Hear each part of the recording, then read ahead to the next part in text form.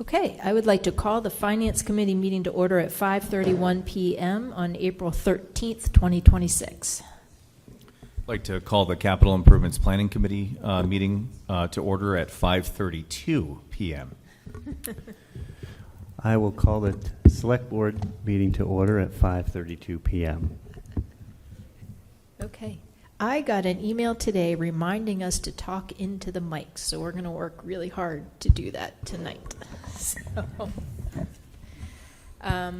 And I think CIPC, why don't you guys start? You're going to do minutes? Yeah, we'll start off with the minutes. I think we have two meetings worth of minutes to do.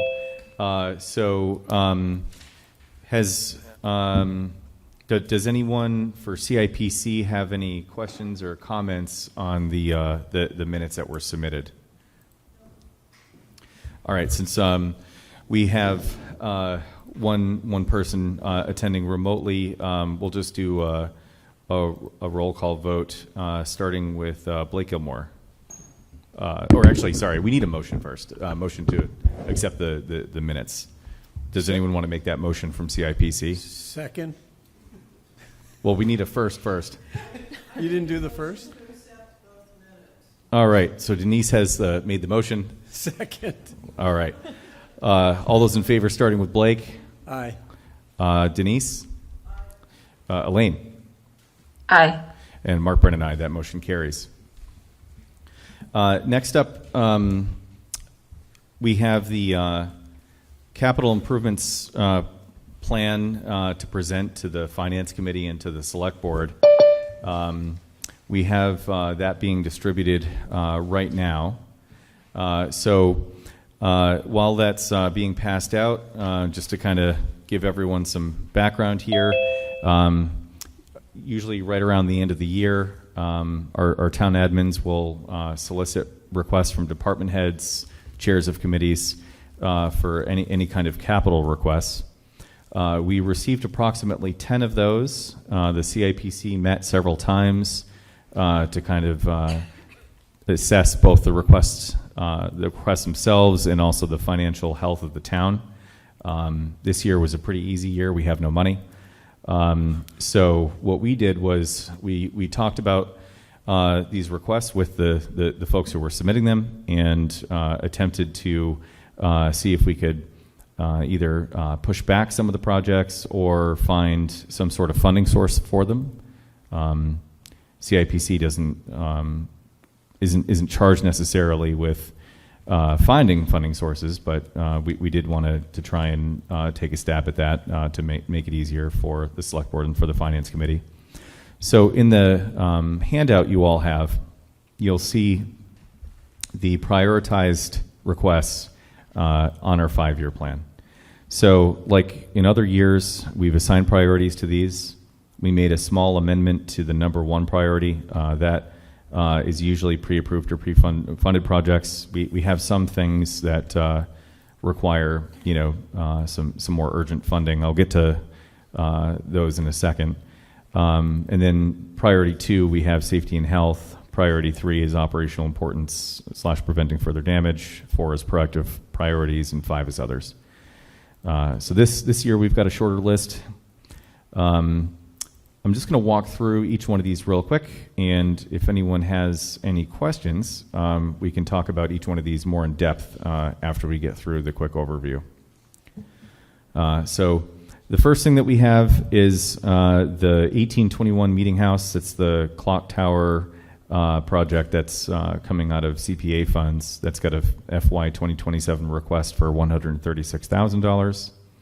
We have a Public Works Freightliner that is normally $350,000. Our DPW superintendent was actually able to find one for about $100,000 less. The only catch is we have to buy it in FY 2026, so that's why you'll see that on the 2026 plan. We also have the police department FY 27 police cruiser. This was something that we pulled out of the operational budget and put into capital for this, hopefully this year only. So this was something that the Finance Committee and Select Board had discussed. The next is an ongoing project. We've talked about this for multiple years. We're a few years into this. This is the Deerfield Elementary DES flooring. And then the last thing is a library rooftop solar project that's also going to be coming out of FY26. So that's kind of the overview. You'll notice that there's totals for the FY26 and 27, and then the projections for fiscal years 28 through 31. And then the committee had, like I said, made a stab at priorities for these. So what do we have for questions?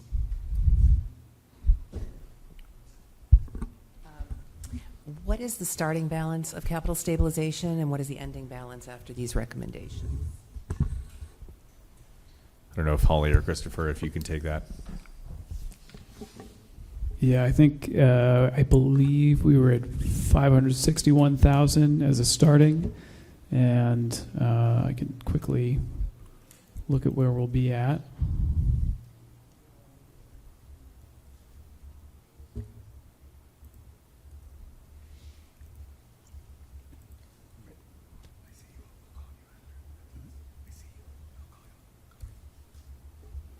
Yeah, and then an ending balance would be just under 130,000. Yeah, and this is assuming that there's no, replenishment after the rooftop solar, I think, right? Correct. Yeah. Yep. And then I think, John, you had a question? Yeah, the total row on the top part of the spreadsheet, Mm-hmm. if I add up the individual items for fiscal year 27, they don't agree to 339,186. I imagine there's some hidden rows there. Yes. Sorry, there are some hidden rows that are here. Do we have the expanded spreadsheet? Yeah. So what I've shown here is I filtered out just the things that are going up for town meeting. If we go, Christopher's got it. Okay. If you go to the other tab, Christopher, this will actually show the full capital schedule over the next 5 years. So those numbers do agree on this one.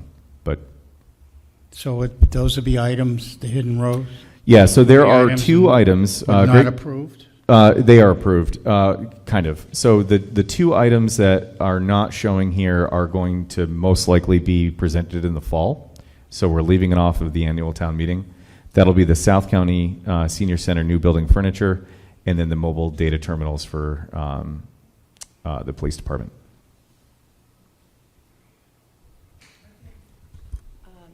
So there are only 2 projects then that are being deferred to special town meeting at this point? Yeah, okay, that's not that bad, I guess. I mean, how much of the, I'm sorry, I couldn't see it from over here. How much were the mobile data terminals? 50,000. Okay. Can we And get for a those at home, printout? 50,000. Can we get a printout of that before this evening sometime? Is that Yeah. possible? Yeah, give me one moment. Well, I don't need to write this very minute. but- Okay, just at some point. Yeah.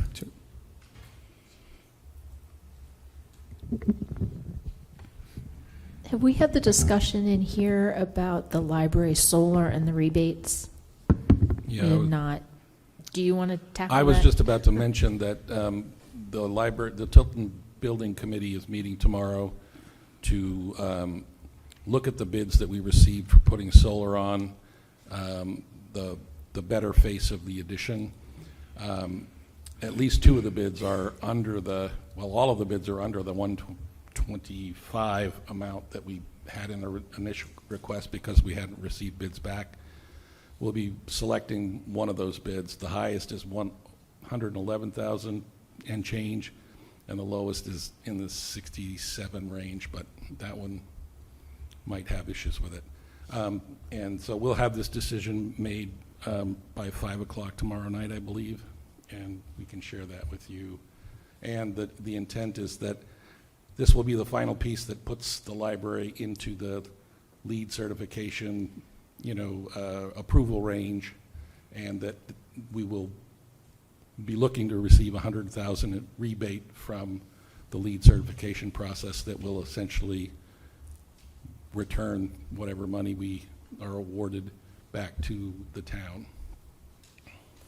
Yep, and then it also keeps some of the electricity cost off the operational budget, shifts it over to capital, Yep. and then we get The, grant money. The projections we have are on the high side about a little less than 10,000 a year in energy savings, and on the low side about 6,000 in energy savings per year. Jim? So who is the rebate coming from?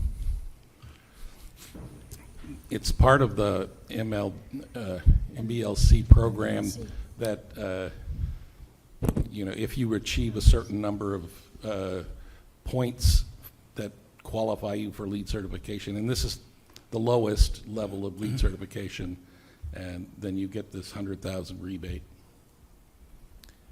Yeah, and it's referred to, I think, in MBLC's literature as the Green Library Incentive. So, so what is the risk with the solar installation then, as far as not getting these rebates? Are you counting on them? Are we going to be fully qualified to get them back and maybe replenish capital? I believe that the architect has started the process. Julie, if you remember differently, tell me.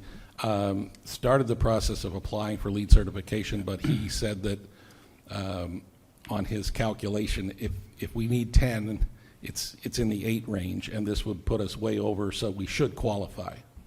Yeah, that's my recollection. Yeah, it was my understanding that it takes our ability to qualify from dubious to very solidly Pretty much certain, yeah. certain, yeah. Can we ask now then that if we do get those rebates, that we want to target replenishing capital stabilization? Sure. Guess for the record. Yeah, I think, from my perspective, I think the building committee's intention was to do that, and any money that's left over in the LEED certification would come back to the town in another form, whether that's, when we go out to fully bond this, or, or it will be spent on something that was not completed. But the first step would be to pay the town back for giving us the sort of float to get the solar panels installed.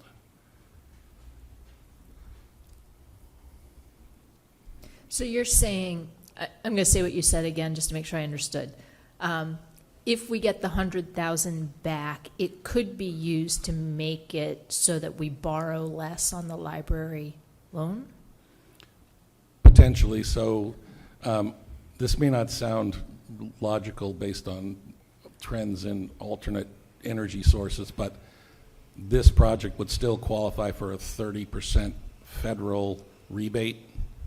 So if if it was 100,000, the actual cost would be 70,000, and since we're working it through the general contractor, they would add their 10% markup. So it would go back up to like 77,000.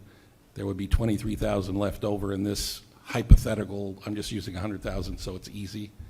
And then there would be a yearly sum that you would get for 10 years. So further reduce the thing, but I'm helping or hurting? I don't know if this is helping. So I think what Margaret is saying is if I get $100,000 lead whatever, Right. I want to put that in capital stabilization. But there's an alternate option, which is I'm going to take that $100,000 and pay down the library debt by $100,000. And I see what, I didn't understand that that's what you were asking. yeah. I guess that would be it. Can I, may I ask where the library donations are at? Have they hit their target? No. How far away? At the last, I believe it was the last meeting, I was informed that there's been some expenses incurred in the course of fundraising, so that the amount that has been stated to be raised is not the amount that is actually on hand to hand over to the town, because there have been expenses incurred in fundraising. So I think, I don't know the exact figure, but it is about 1.4 million, I think. That is, here, I don't have the document, I don't think, on hand, but it is not a whole lot more than, it is not a large amount, more than has already been paid. Yeah, I think it's north of $1 million. I think they were targeting 2, right? That was the original statement made at the town meeting when this was voted, yes. But fundraising returns have been sort of asymptotic. You know, they sort of are converging on basically what we've got. That, you know, any additional donations tend to get smaller and smaller and smaller. They have not been able to line up any new large donors, and are instead working on making people who made large pledges cough up what they pledged. Jim, if I remember correctly, what the library had been reporting before subtracting costs associated with fundraising was about 1.5, and I think there were at least $100,000, probably more, in the cost of paying someone to help organize fundraising. That's correct. There was, yes, there have been fundraising consultants and such, and as well as, you know, things like printing and postage, because we did a mailing to all the townsfolk, which actually produced a pretty good return.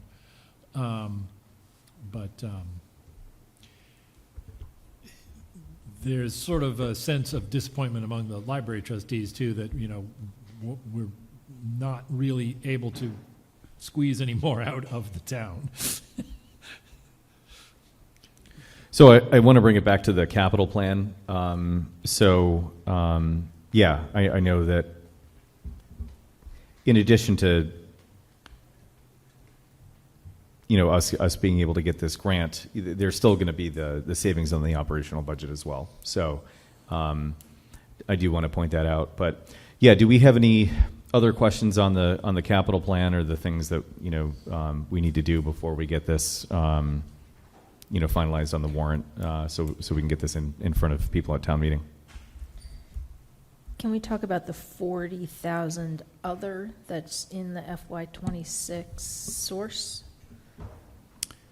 What is that? Is that the building? Yeah, so the sale basically, of whatever? Yeah. correct, yeah, so. It's the shed, I think, right? Yep, this spring we sold the Jewett Ave barn finally to Orifal, and the $50,000 from that.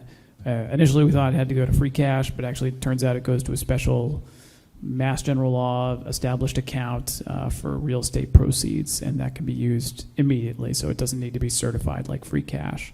And it can be used for, I believe, any project that the town could bond for, and so putting it towards the library solar was a logical next step there.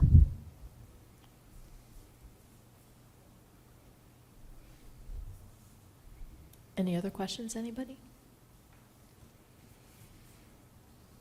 Do we need a motion or anything? We'll approve it as part when we go through the warrant articles. Yeah, so I guess procedurally, this is mainly kind of a presentation to the select board, and then the select board and the finance committee, as part of the annual town meeting process, need to figure out how to raise and appropriate money for these projects. Why are y'all looking at me? Well, mostly transfer from capital stabilization. Yeah, exactly.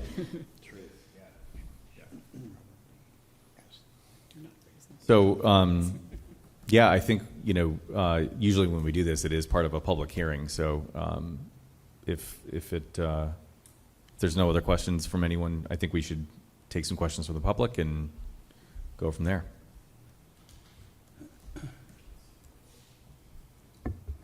I know it's hard to see with the sun. Does anyone from the public have any questions about the capital plan?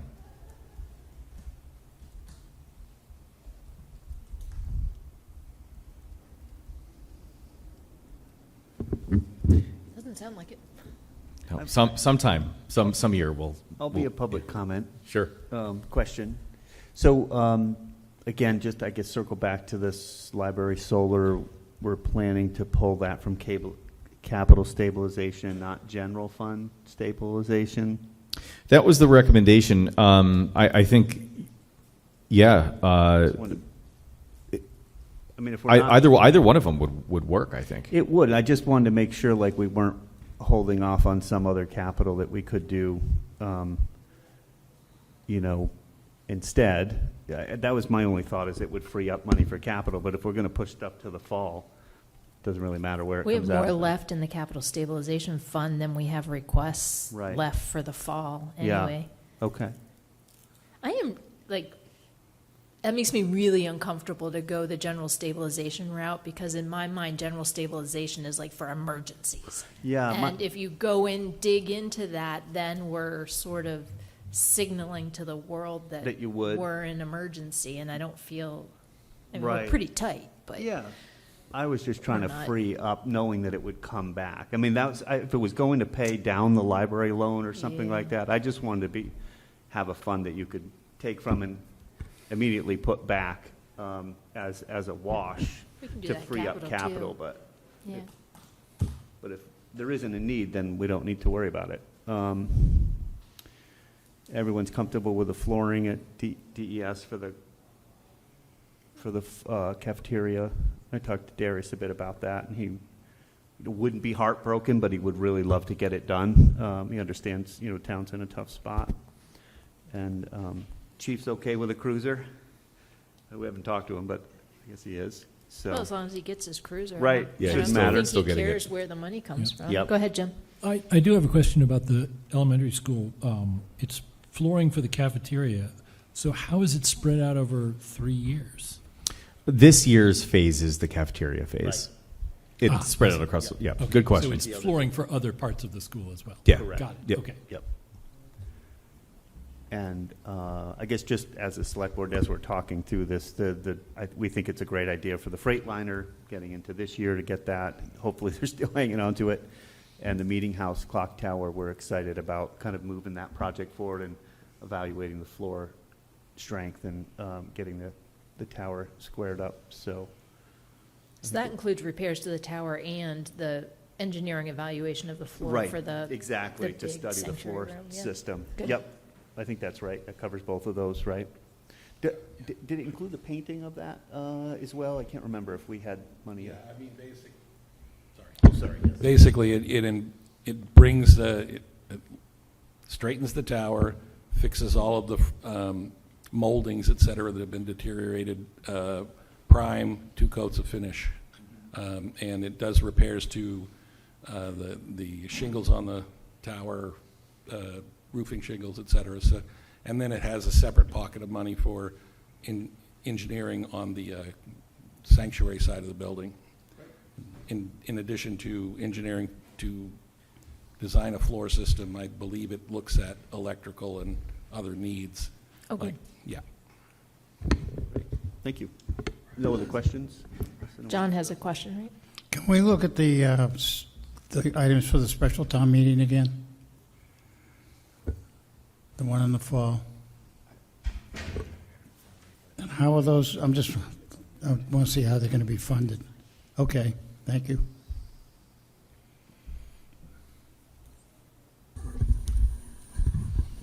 Yeah, and actually, to be clear, so mobile data terminals is normally a grant that Chief gets. So he's anticipating getting that, but he just wanted to kind of put it on our radar. And then I think the other one, would have to be capital stabilization at this point.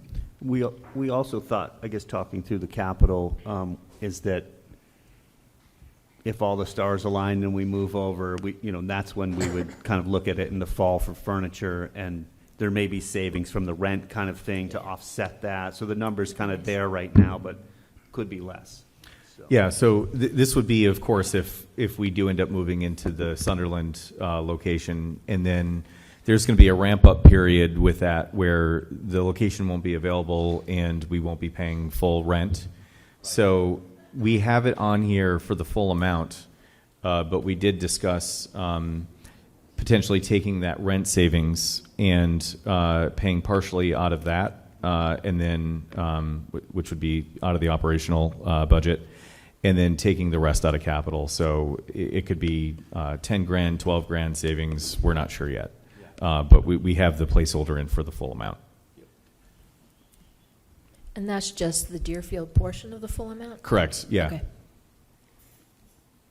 Beth, you have a question? I have a question, but it's from before. I forgot what the meeting house is planning to be used for. Yeah, that was my next question. So you're asking a question. I don't think that we've ever made a full determination of what it's going to be used for, but the anticipated use would be a municipal meeting space, and it would then be available for rental to private citizens. It might be large enough for meetings.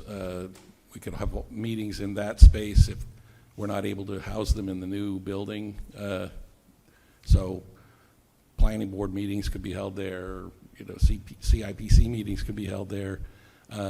So I know that's a vague answer, but we've committed by steps, slow steps, to refurbishing the building. We've spent $300,000 on structural repairs to the roof. We got the grant the gift from Eaglebrook to fix the Fellowship Hall side of the building, and the next logical phase is to make the whole building usable for town purposes.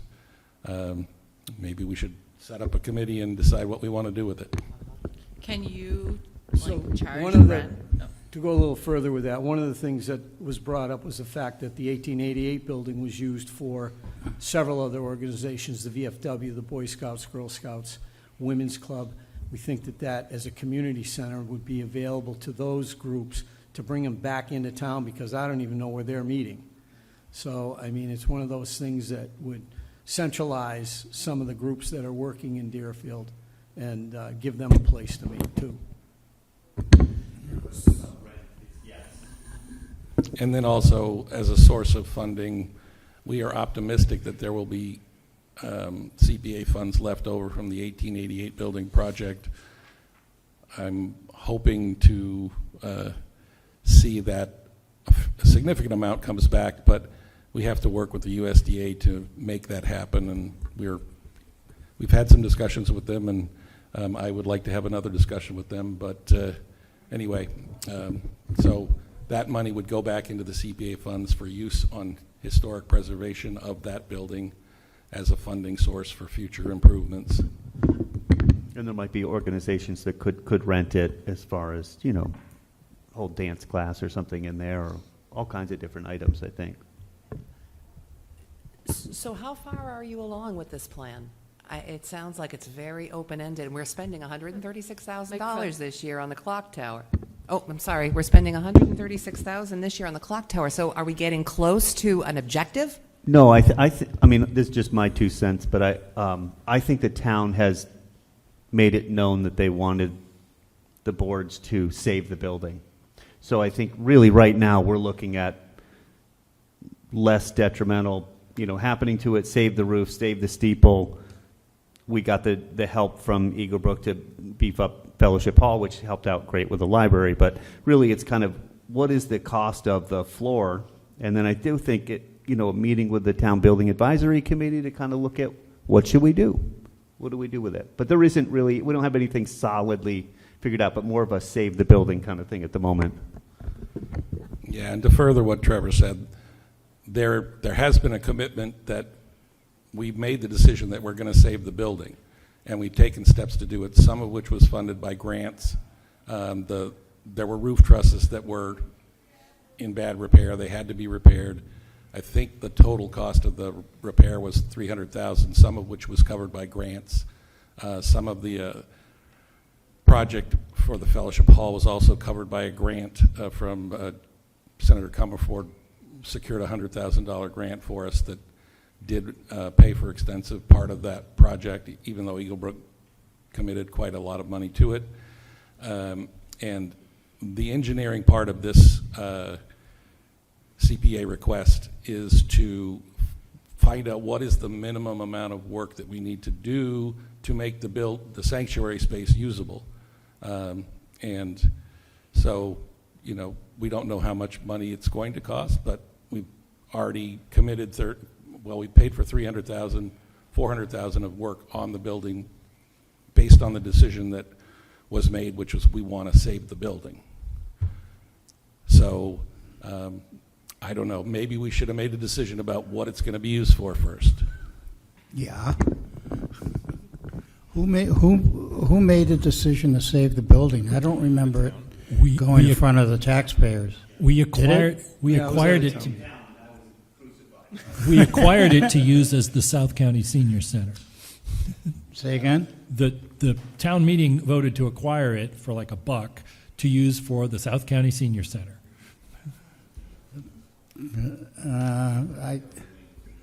Well, then it's not being used for the South County Senior Center, so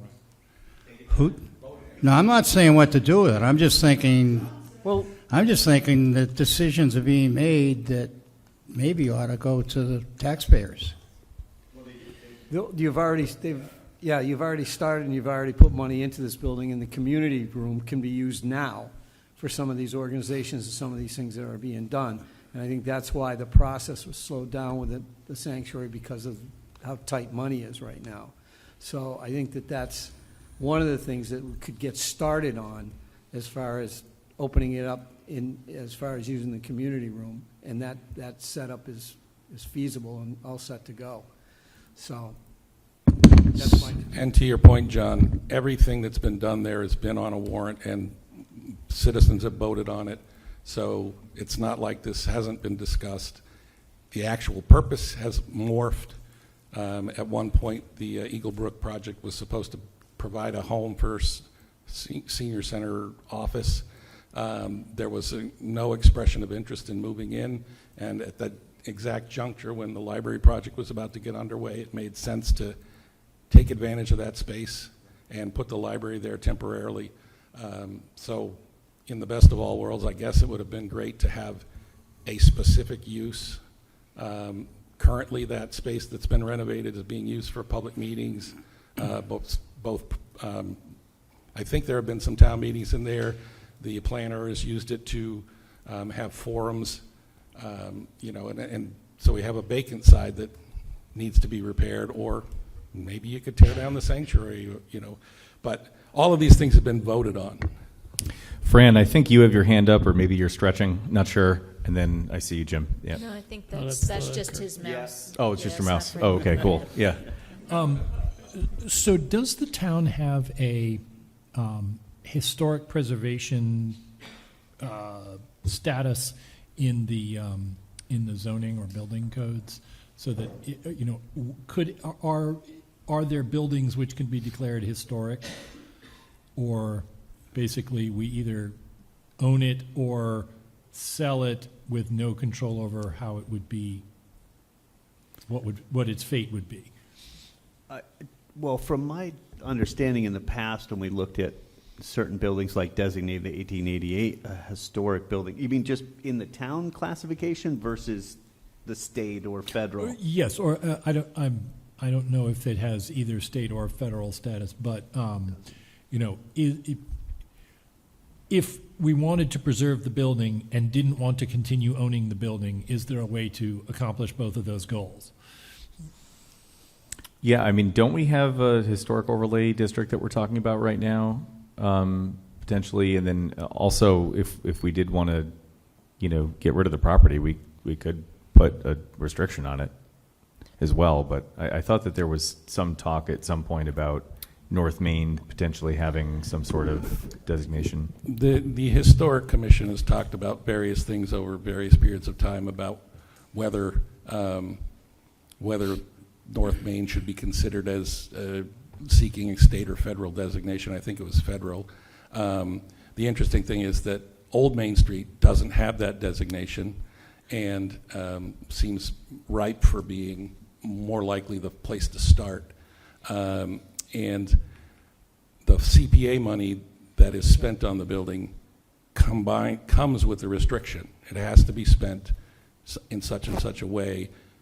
If the town decided to dispose of the building, there would probably be a CPA requirement that says in perpetuity this is a historic building, and it might limit the options.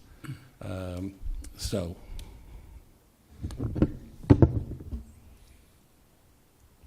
Anyone want to close the hearing? Well, actually, yeah, I was going to say that if we don't have anything else capital related, we could probably close the hearing and move on. Okay. Go for it. Make a motion to close the public hearing for Capital Improvement Planning Committee. I make a motion that we close the capital improvement meeting.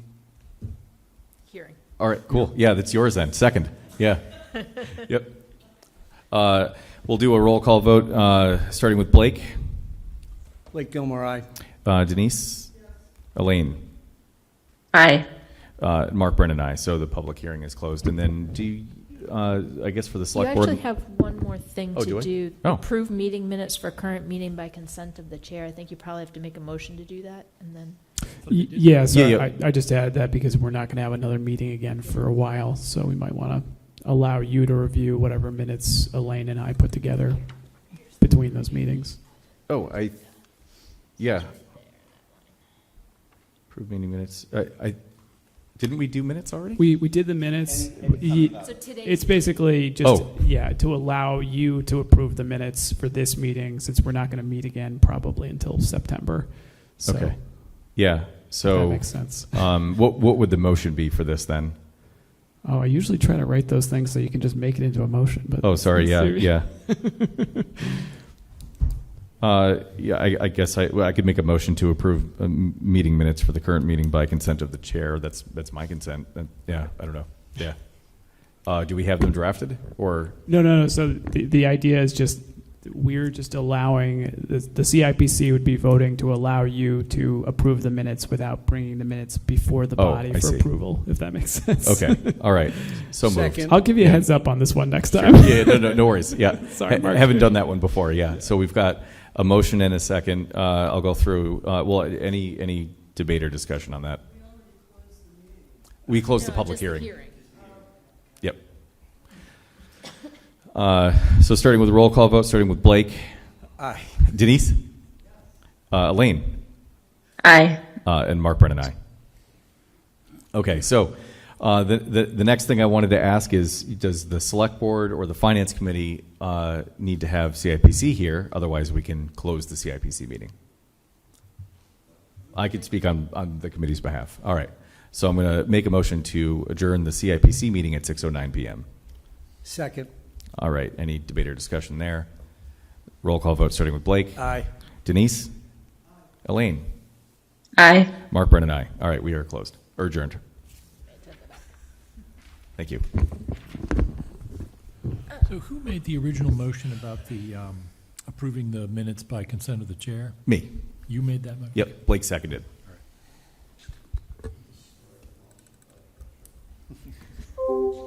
Okay, we're ready for approving the minutes for the finance committee from last week. I'll make a motion to approve the minutes of the Finance Committee meeting of last week. Last week means... Second. I would just like to make one comment, and just for clarification, I believe it was in the last paragraph of the minutes. When I read it, it seemed to me that the changes made to the assessor's office were a result of budgetary constraints. I just want to be clear that the changes that we made to the assessor's office were personnel issues and other issues and reasons why we reduced that budget. It wasn't necessarily for budget reasons. It certainly did help us out greatly, but that wasn't the sole impetus in order that we made those changes. I just wanted to clarify that. Okay. What do y'all think? Does that need to be amended? My suggestion would be just to add a notation that it is due to personnel changes.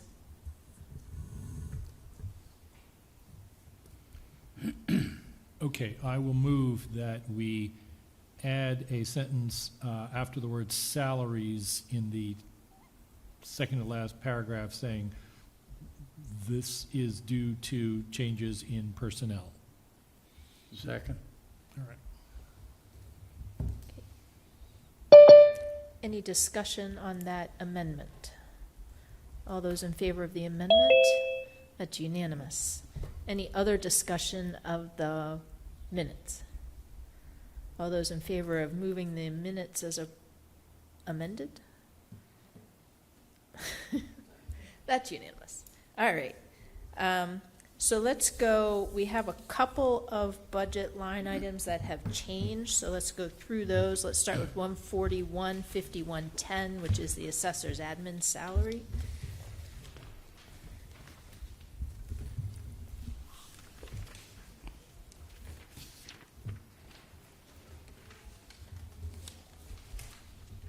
So we previously approved it. Do we need to do Right, but there's a anything? new number. So we just approved the new number and that, Yeah, so we'll just Voids make the old one? exactly. I'll make a motion to approve assessors admin salary account 141-5110 for $87,780. Second. Same motion for the select board? Second. Any discussion? We talked about this a little bit last week. Do you want to give us remind us? So the main changes here, well, the difference between last week's version and this week's version is all of the districts have now had their annual meetings, and some of the stipends changed very slightly. So this was reduced actually a little bit more due to a reduction in the South Deerfield Fire District's stipend to the assessor. And again, when this budget had originally been put together, we were anticipating a 3-month overlap during FY27, which we are no longer anticipating. If there is any overlap, it will be occurring in FY26. Okay. Any discussion? All those in favor? That's unanimous. All those in favor for the select board? Blake Gilmore, aye. Tim Hilchey, aye. Trevor McDaniel, aye. All right, 145-5110, treasurer collector, 145-5110.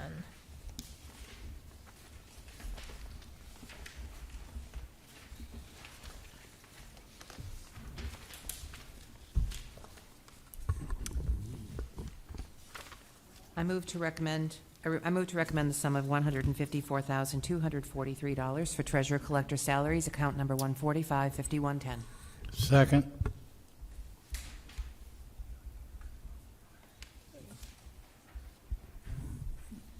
This is a pretty small change. And yeah, so the right? only change here was a change of $50, and again, it's in relation to the district's stipends that are received from the other entities.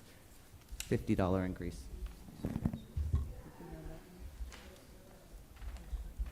He didn't have an old, he had an old one. Okay, great, thank you. Yep, I got a current one, I think. Any discussion? All those in favor? That's unanimous. Oh, that's, no wonder the number's different. Did you guys move it? I think we moved it. I don't think you voted it. Oh, okay. All those in favor, select board? Blake Gilmore, aye. Tim Hilchey, aye. Trevor McDaniel, aye. Okay.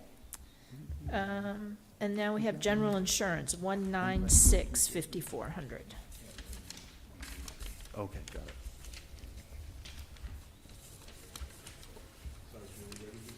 196-5400, general insurance. 655. Okay, got it. I like the number we voted previously, Yeah, me too. but I'll move it for the sake of discussion. I move to recommend the sum of $108,000 for general insurance, account number 196-5400. Second. So moved for the select board? Second.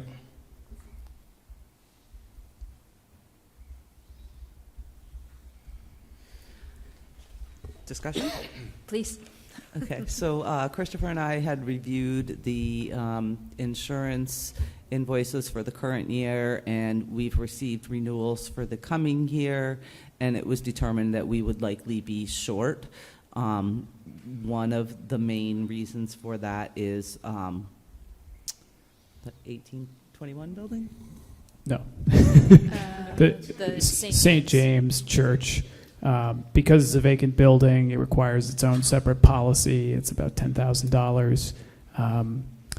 We had tried previously to see if there was some way to, classify it as storage or office space. Maya did not bite on that. So unfortunately, we are stuck with the vacant building designation for the moment. Okay, thank you for that explanation. So with regard to the other building that's not, the other building we're working on, I'm sorry, I get them mixed up all the time. What portion of our insurance premium goes to that one? I will have to check and get back to you. You're talking about 1821? Yeah. You mean the one that we were just talking about, the old CPA church. request for? Yeah. Yeah. Yes, I will make a note and get back to you on that one, Margaret. I just want to state for the record that our general insurance is currently overspent this fiscal year, and we will likely be asking for a line item transfer at year end because it is overspent in this coming year. So we wanted to make sure that didn't happen again next year. How to get overspent, rate or coverage? Do you know? Can you isolate that? Did they go up on the rate unexpectedly, or? I believe it's in relation to the vacant building coverage. Yeah, I think it just got missed that it wasn't in the general insurance line to have that additional building that wasn't in our usual quote from Maya since it's a separate policy.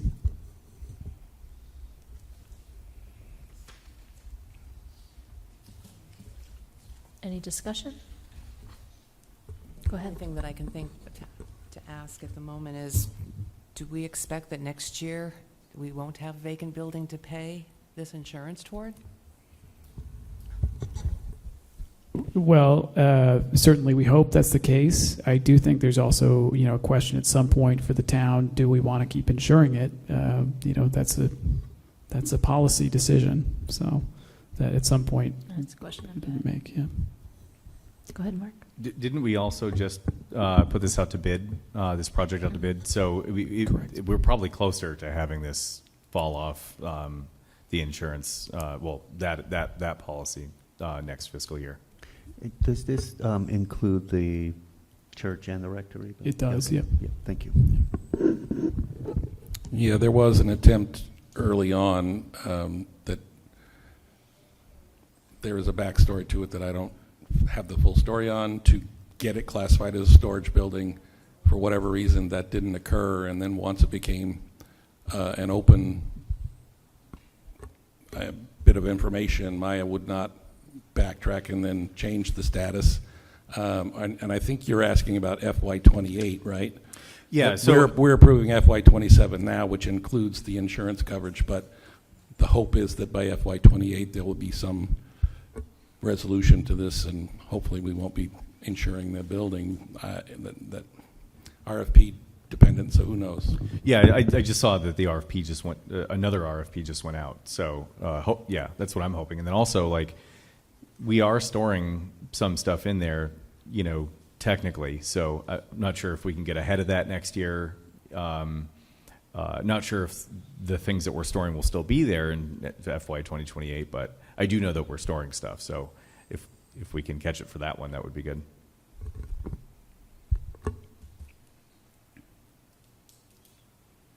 Any other discussion? All those in favor? Oh, wait. I'm sorry, there was one more. One more discussion. Go for it. What does this do to our balanced budget? Was this included in the sheets you gave us last week? Yes, Okay. this was one of the All right. changes that we made last week at the Okay. time that we got everything balanced. Okay. Any other questions? All right. All those in favor now? That's unanimous. All those in favor of Select Board? Rick Gilmore, aye. Tim Hilchey, aye. Trevor McDaniel, aye. Okay, and the last one we haven't, I think the last one we haven't approved yet is snow and ice. There is no sheet on snow and ice. It's on this expense detail wrap-up thingy that's in section 11. on the last page.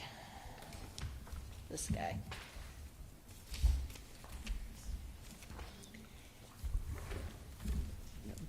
This is 110,000. Are we still Yes. sticking with 110?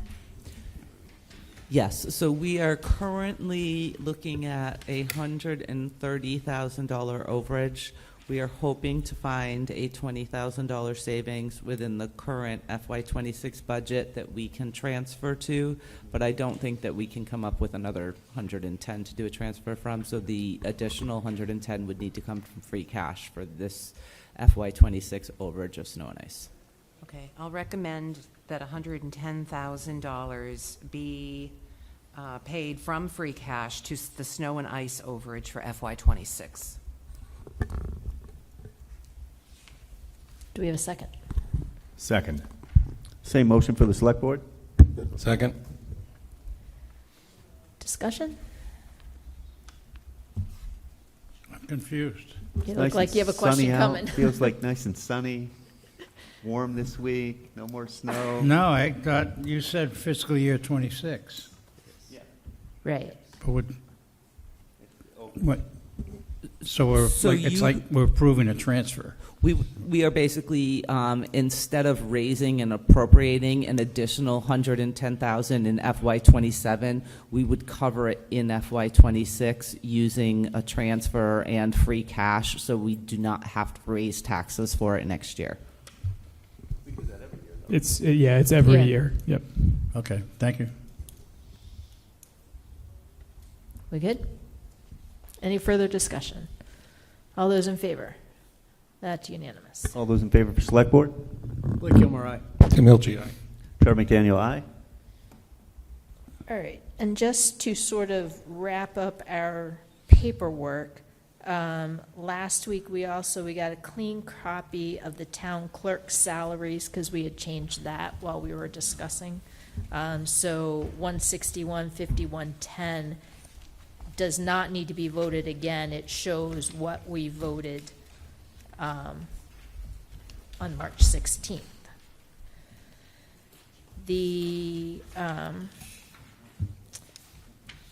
And then you'll remember when we voted the library, we shifted some library costs from the library line item to the town building maintenance line item. So the library, 610, 5400, and town building maintenance, 192, 5400. Those both reflect the changes that we made. So same deal there. That has been voted, doesn't need to be voted again. It just reflects what we agreed to. Can we revisit town building? Absolutely. So that you said it was We can 192? revisit anything. 192, 5400. We have that 186.80, is that right? Yep. Yeah.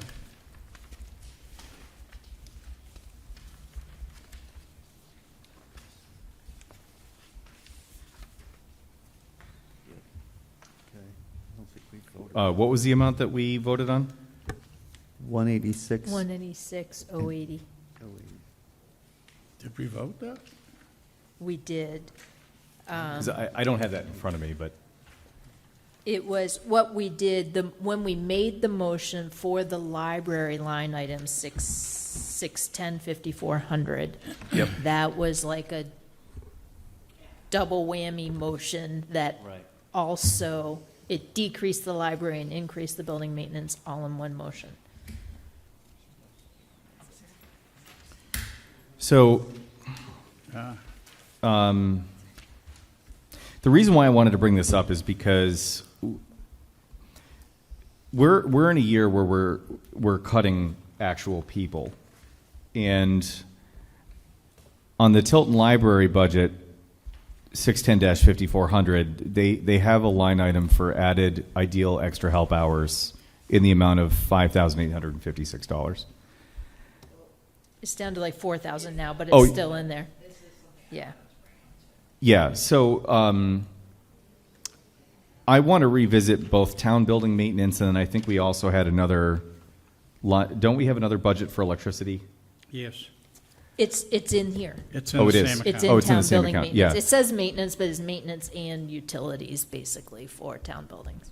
What I would like to do is reduce the town building maintenance budget proportional to whatever. What Yeah. was that? 4,000 what?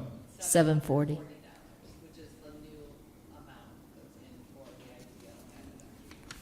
Yeah. So I would like to. I don't have a fresh sheet in front of me, but I would like to make a motion to, for the purposes of discussion, to reduce town building maintenance by 4,740 from, what is it, 186.80? 080. Yep.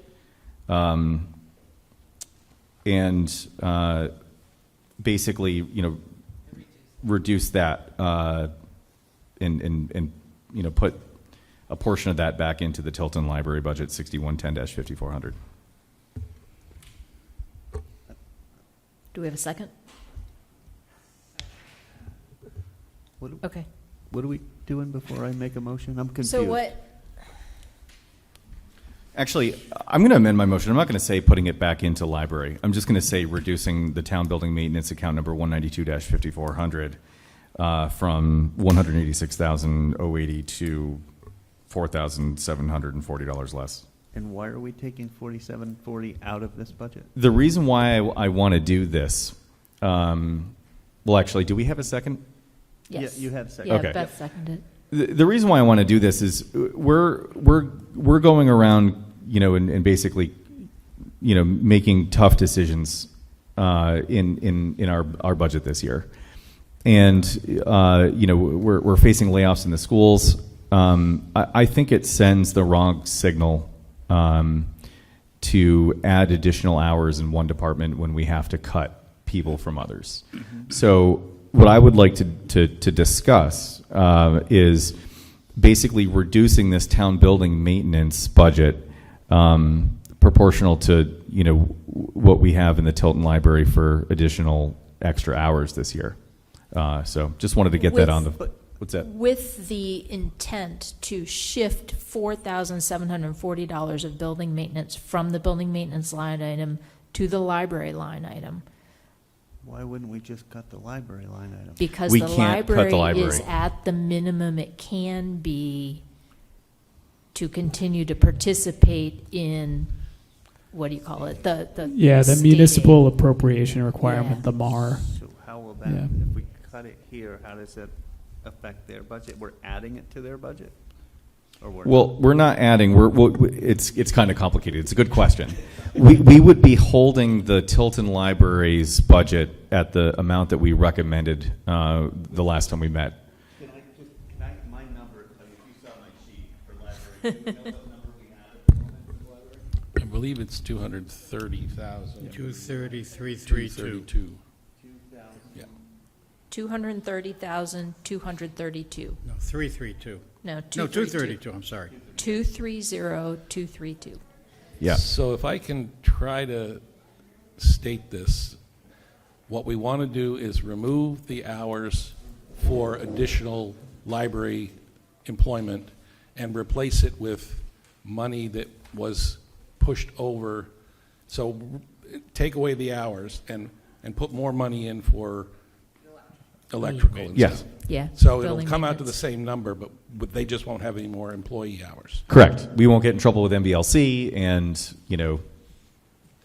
we're not adding hours to one department and laying off other people.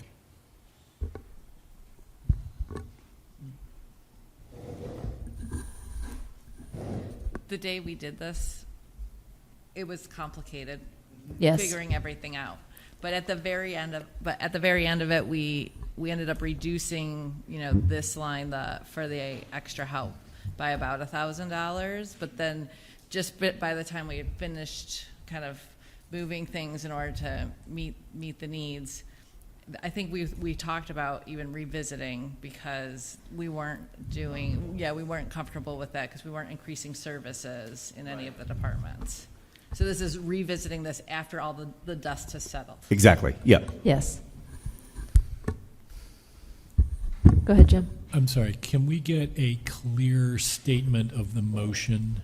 Yes, because I went to public school, I needed to make sure that I had the figure right. So I would like to make a new recommendation for the town building maintenance account 192-5400 in the amount of $181,340.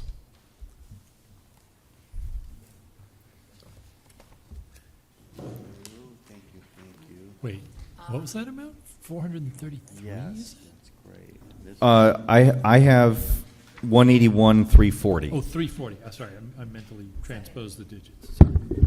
Same motion for the select board? Second?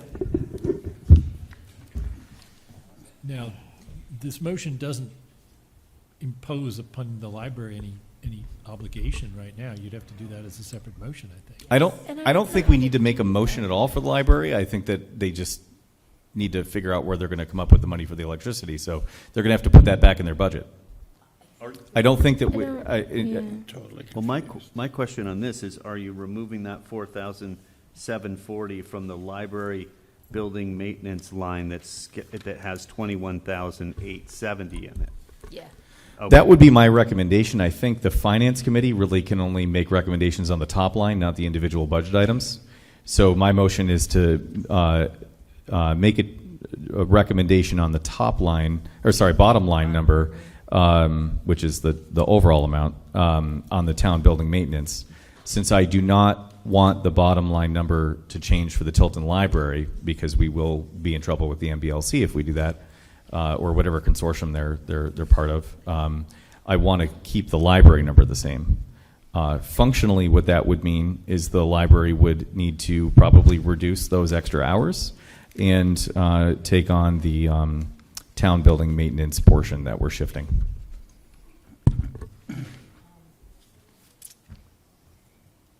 But we can only urge that. We can't require it. Right. Well, the question I have is, because it's listed here as a payroll item, it would be allocated to payroll. Is there anything that we should do, or at least inform the library that the payroll lines have been reduced by $4,740? I just don't want them thinking that that money could still be used for payroll. Yeah, I agree, and I don't know how to do that. Do you guys have advice on that? Isn't this a blend of payroll and expenses? It is payroll and expenses, and so, but what we want to do is put that maintenance back into the library. And by budget. when we shifted that money, it's like we kind of made it complicated, like for the Yeah, we did. Yes, I've been worrying about this. I think the part that complicates this the most is the Tilton Library account number is blended. Has blended expenses. If we had payroll and expenses like we do with other departments, this would be a lot easier to do. Question for Holly. Do you have sub-accounts that you use for personnel or for payroll versus expenses?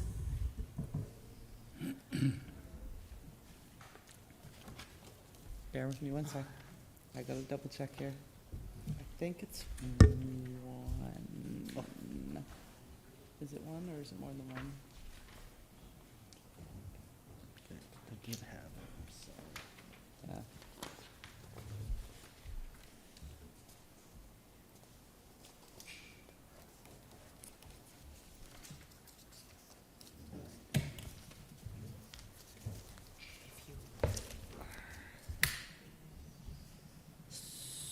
So how does that work So their numbers- for the select board, or is it town administrator oversight of the individual departments? Like, they get to decide.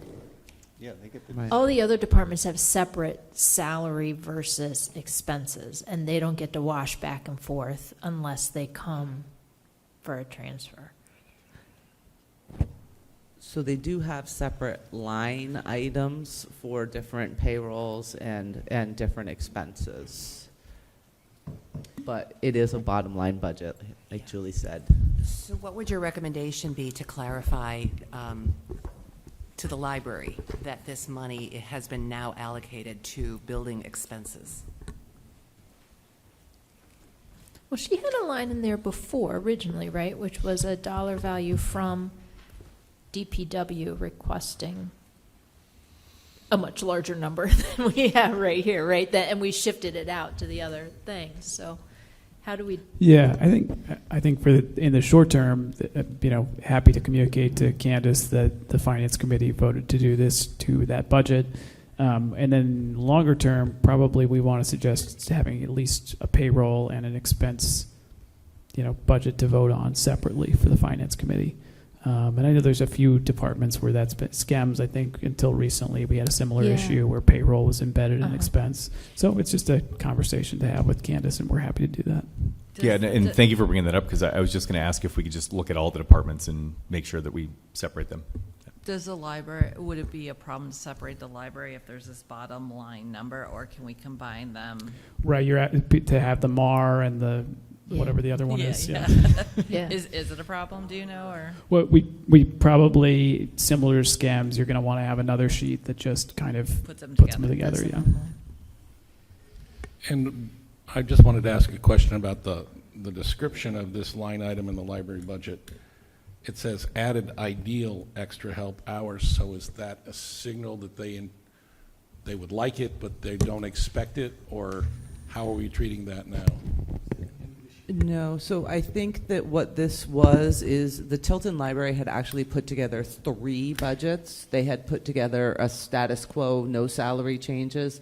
They had put together ideal increases in salary, and then they had a even larger budget, which was their, like, in a perfect world, we would love to have XYZ more people. So this was the ideal number of hours that they wanted to increase. So it was kind of their middle of the road budget. That was my take on it. I think Candace said that they had talked to other libraries who had built new libraries, and they found after what they thought they had budgeted for wasn't going to be enough. But this was just from hearing from other libraries. And they don't really have the whole building hasn't been opened either. Yeah. I don't know. Exactly. I don't think. And they've who knows got when that right, and I don't think elevator's they have a coming. track record right now of what ideal Exactly, is. They're just yeah. basing it on other experience at other Mhm. places. So if we revisit it next year, and we'll have a better idea of what their needs are. Yeah, actually, that's a good question, Tim, because I just realized that we also had increases in the circulation Tech 1 and also in lab assistant or library assistant 3. So I'm not sure if that was a step increase or expanding hours or if anyone recalls. In my motion, my intent was basically just to kind of keep the hours for each of these folks the same, and that still may be true. I'm just not sure if anyone here kind of recalls those 2 additional increases and what those were for. No, and then there's a reduction, I think, in the some- head young adult as well. They reduced from 21 to 14. If I remember, some of it came from adding about 15 minutes a day to the hours That was for last closing year. up. That was last That year. was we did last that. year? Okay. Yep. She, my memory is that the total number of hours is the same, but some went down and some went up. Yes. So if you look at you said it, head young adult line, that goes from 21,000 to 14,000, so that's fewer hours. Yeah. Okay. But then the Live Assist 3 goes from 3,000 to 6,000, so that's an increase. Then in that case, Yeah. I'll stay with my original motion. Do we all know what's been moved? Everybody's I with was about it? to ask that. Any- All right, so what I have written down is that the town maintenance budget be reduced to 181,340 from the current level of 186,80, which happens to be the amount of the library's additional added ideal extra help hours. But Can I make a friendly amendment and have it say, and $4,740 of building maintenance be transferred to the library line item 610-5400. I'll second that amendment. Or I can just amend my motion, with that. I don't know procedurally which one we want to do. Can I? Or can does I- that confuse things? Margaret's looking like that confuses things. I'm always I agree. Yes, I agree with that. However, I guess will- without changing the bottom line of the library. that's the one. That's it. That's it. Okay. I'll amend my amendment. Oh, dear. So you're moving an amendment that the reduction in the town building maintenance come specifically from Tilton Library maintenance? No, I think I would say, what he said, it comes down to 181.30, Right. 340, and $4,740 of building maintenance be transferred to 610-5400 library without changing the bottom line value of the library budget. So the library budget overall stays at $230,232. But they will need to cover $4,740 worth of building maintenance. I'll second that amendment. Go for it, John. On town building maintenance, from the original amount we approved, which was $132,210, two items, very large items, increased. One was the library building maintenance. Yep. That went up a lot. And the other one was electricity. Yep. Why was, we talked about library building maintenance. Why the increase in electricity? Because we haven't approved this budget yet. It's the library's electricity. It's a bigger So building with a lot then- of, it's a bigger building and it has a Okay, HVAC then- system which didn't used to exist. Then my numbers approximately, the library budget went up $37,000 from the prior year. Whether it's, I'm without discussing what the state wants. That's just dollars. Approximately, I might be off $4,000 or $5,000, but. Yeah. And it's a lot of money, and some of it's not being portrayed to the public when it comes to the town meeting. They're going to look at library and say, oh, it went down $18,000. So my intent, when I give my little spiel about the budget at town meeting, is to make that very clear. I hope I get the point across, but I'm going to very clearly say that the library budget looks like it went down, but I haven't thought about exactly how to word it, but there are however many thousands of dollars in building maintenance, which is the increase to the electricity and the building maintenance. So the actual library budget has gone up by whatever percentage it is, and I will make sure my numbers are right. And also, to further confuse matters, say this was done so that future library would be able to be managed at a lower level, Yes. base level, than what would happen if we put it all in there and then we had to raise budgets because we didn't do this. Because of the state requirements, right? Because I of mean, the it's state because of the state requirements, yeah, it's the requirements. state forcing us into Yeah, this. just I because we're The state- spending on electricity, now they want it on everything. Because No, I of understand budgets. that. Yeah. But I don't know think if- that's I don't what know to get if- across. The people at the town yeah, meeting are it's going to gonna be understand challenging to that. get that across, yeah. I guess. I you- agree with you, but I don't want the library budget line item to reflect the full Right. increase to the library, because then we'll be committed to that for the rest of I our understand- lives, I understand right? that, And, yeah. I know you do, but I guess you can always make it happen by yelling out hold.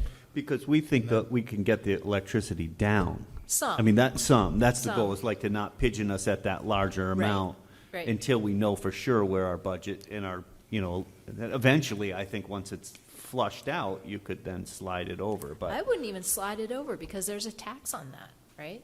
What's that, a tax The, on? they require you to spend 19%, I forgot Oh, some I see what you percentage mean. of On your total books. budget on books. So you take your total budget and then you increase Right. it by some big So percent. your plan is to always keep electricity Yeah. separate?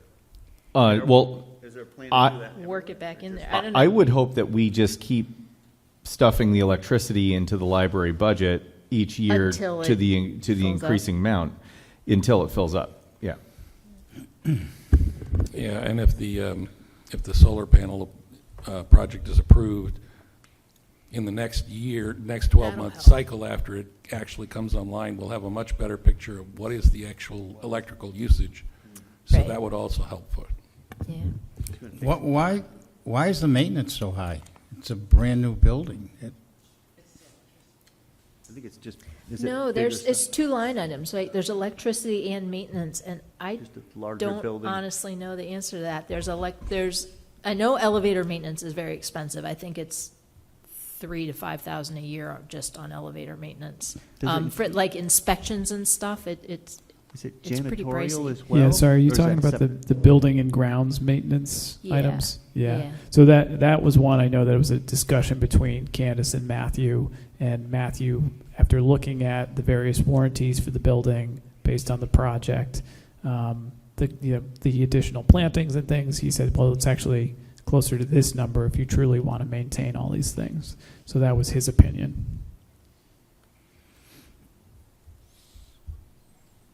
Okay. It's a lot, I'm not happy about it either, so. Okay, as long as it's brought out at the town meeting, I'm happy. Yeah. I'm gonna have to practice about how to word that. Yeah, I know. Hey, I hear you. All right, so we have a motion out there. You have a motion to amend. We have a motion, thank you for reminding me that. We have a motion to amend. Any discussion on the amendment? All those in Can you, favor? can we, what line items in the town building maintenance are going to be amended again? Any? Never mind. It's, Forget it. Three Forget it. up from the I'll bottom. leave it up to you Library guys. building maintenance, 21,870. Well, we don't actually, that's the one it'll come out of, but it's not our, Never mind, move that's on. Holly's problem. Forget my question. Okay. Any discussion on the amendment?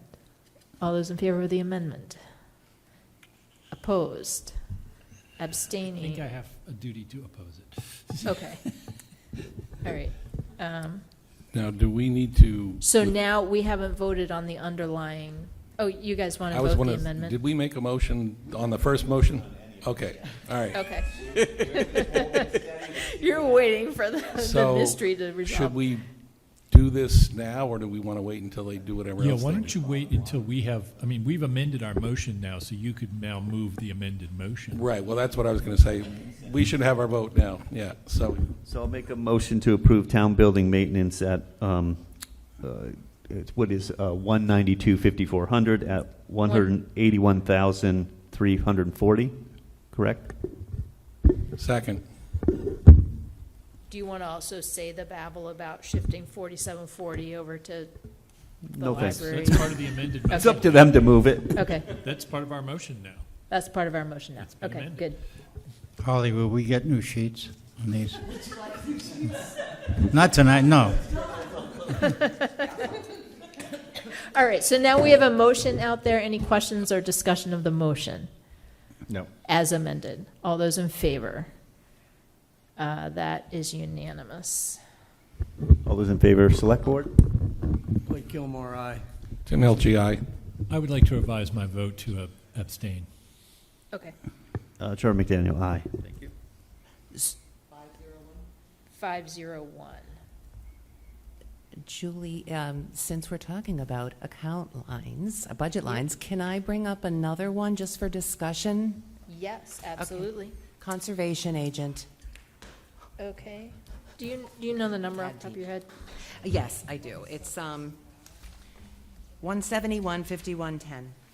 Okey doke. So Holly sent us the change in fund balance reports. Thank you very much, Holly. And I see that the Wetlands Protection Fund currently has an ending balance of $13,145.29. it's my understanding, correct me if I'm wrong, that the conservation agent has been working about 12 hours a week, and it's been paid through the through the wetlands protection, through the Wetlands Protection Fund, correct? So what was proposed this year is that the position be rolled over fully to the budget. I'm wondering if we would want to take a look at reducing the hours that are on the budget and retain some flexibility for the Conservation Commission to fund the position specifically related to wetlands protection to be funded from the Wetlands Protection Fund. So in other words, I was thinking reducing the position to 14 hours a week. We've approved 18 hours a week. And if we reduced it to 14 hours a week, we would reduce the actual budget line by a little over $7,000. And for the work that the conservation agent does pertaining to wetlands, any extra hours there could be funded through the Wetlands Protection Fund. Is that, I know that it's not entirely sustainable because wetlands work has to be matched to the Wetlands Protection Act and everything. So with a balance of $13,000 left in there, is there a possibility that we could leave room for the position to have extra funding through that fund?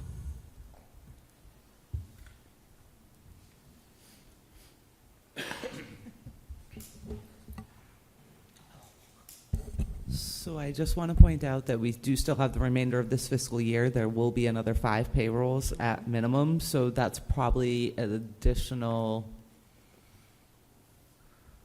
$4,000 that will need to come out of that to cover the payroll through June 30th, so that's going to reduce that even further. That is really not a question that I can answer. I don't know what they have those funds earmarked for. That would really be, I can't assume anything there. I completely understand what you're saying. That balance will be reduced more, and I think we would need to check in. I can't answer. So do we have a motion? No, I brought it up for discussion. Oh, okay. I would like to make a motion for the purposes of discussion to recommend a new amount for the conservation agent, account 171-5110.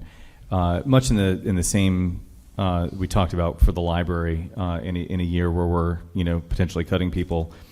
I would like to go back down to 12 hours and recommend a new amount for this at $21,179.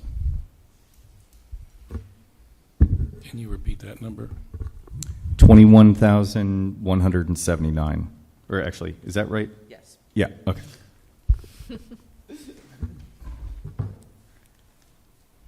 Do we have a second? I'll second. Second. So when Pete Law came to talk to us, I don't remember if we forwarded this email or not, but he actually didn't realize that he was coming to make a formal presentation to the Finance Committee. He thought he was just coming to chat with a couple people about this. So he actually, after he left, said, I'd really like to come back and make my case for real. And we haven't done that. It's like, I don't disagree with you, right? I agree that, they had 12 hours last year, and this is an increase in hours for a position, and it certainly needs discussion. I kind of feel like we should give him the opportunity to come be part of that discussion. Do you guys good with that? And I'd also like to say, as a former chair, that this was done as a pilot program, and I think we gave them the latitude to try this to see if it would help. But the wetlands protection money is used for potential lawsuits, so It's very specific in the Act of what it can be used for. Right, and it would probably not be a good idea to deplete that fund by trying to fund this thing. So I agree too that Pete needs to come back. Yeah, in my motion, I don't want to actually dip into that at all. Yeah, exactly. I actually would like to talk to Pete about that to see if there's a possibility. Yeah, and I mean, a lot of this is very persuasive, but we're still cutting people this year, so, you know. Oh, no, I like yeah. your motion better Yeah. than saying, and we're going to also deplete the Wetlands Protection Fund. But Pete would be able to speak to this. He's the head of the committee, and that's his case to be made. I'm fine with that. I do think it's appropriate to pay the conservation agent for wetlands work, but that's a question for Pete, and I'd really appreciate talking to him about that. Okay. Okay, I move that we table this motion until we can meet with Mr. Law. Second. Okay. All those in favor? That's unanimous. Okay.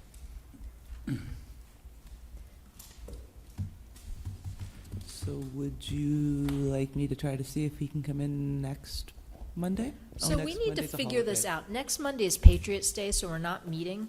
I actually am feeling the need to have one more finance committee meeting because we have a lot of articles to go through on the warrant, and I'm worried about not getting through them. Can we meet it all this week instead of I agree. going to Monday? So it wouldn't be on Monday. It wouldn't be next Monday. It's not going to be on the holiday. Gotcha. So it would be one day this week or one day next week. That's, I would just note the select board does not have a meeting Wednesday of next week. So if you're looking for days next week that you could add a meeting, that's often open. and you guys thought you got a day off. I can do that day. I think that works for me. It's the 22nd, right? Correct, yep. I don't know where it's supposed to be held, but there is an Elm Street public information session that day from 4 to 6 p.m. So I would prefer to do it this week, but that's just me. Okay. Can we start at 6? You, Oh, yeah. it would have to be, I wasn't saying Wednesday. it would have to be Thursday, yeah. So I Could- can't really do Thursdays. Thursday is the Personnel Board's meeting, aren't Correct, yep. Yeah. Could we maybe start at 6 next Wednesday? Next being the 22nd? Yep, 6 p.m. Eastern. they? So start late so that, It works for me. It makes a long day for you guys. yeah, it's good for me. Every day's a long day for you. Yeah. It's all good. Okay. Wednesday, the 22nd, 6 Is p.m. it good for our administrative team? Yeah, exactly.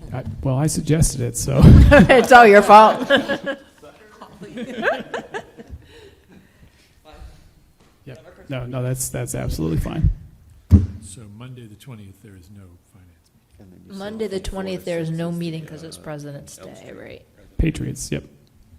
Patriots Day. Patriots Day. Sorry. Yes, we had President's Something starts with a P. I don't have my glasses on. FinCom, 6 p.m. Do we need a motion? No, No. nah, we don't. Okay, So the 22nd. the 22nd. So we will try and see if Pete is available either the 22nd or the following Monday, whatever that is, the 27th, and try and get him here and we'll revisit. Are there any other line items in the budget that anybody wants to revisit? Any other items other than line items? Not yet. Hang on. We have some other stuff on the agenda, and then we'll get to this. Everybody's adjusting their calendars. Any other budget line items that anybody wants to relook at? Yeah, I guess, sort of. The senior center's budget is based on moving to Sunderland. Well, not the budget. I don't know if this should be part of line item or not. I think this finance committee never really voted to what site we think it should go to. And I kind of feel that we should vote that. I don't know if it's appropriate right now with your question. You want to budget line items. I think as a committee, we should vote what we feel is best for the senior center. You're going to have two I different don't- warrant articles. One is with the status quo budget, and the other one is to override and move to Sunderland. Right, what about moving to here? I It's know, not yet, that's my no. point. Yeah. It, I don't, but I I- think that's beyond the charter of finance committee. Like, our job is to review the budgets that are put in front of us Okay, and either approve or disapprove them. I'm open to discussion. Anybody else have an opinion?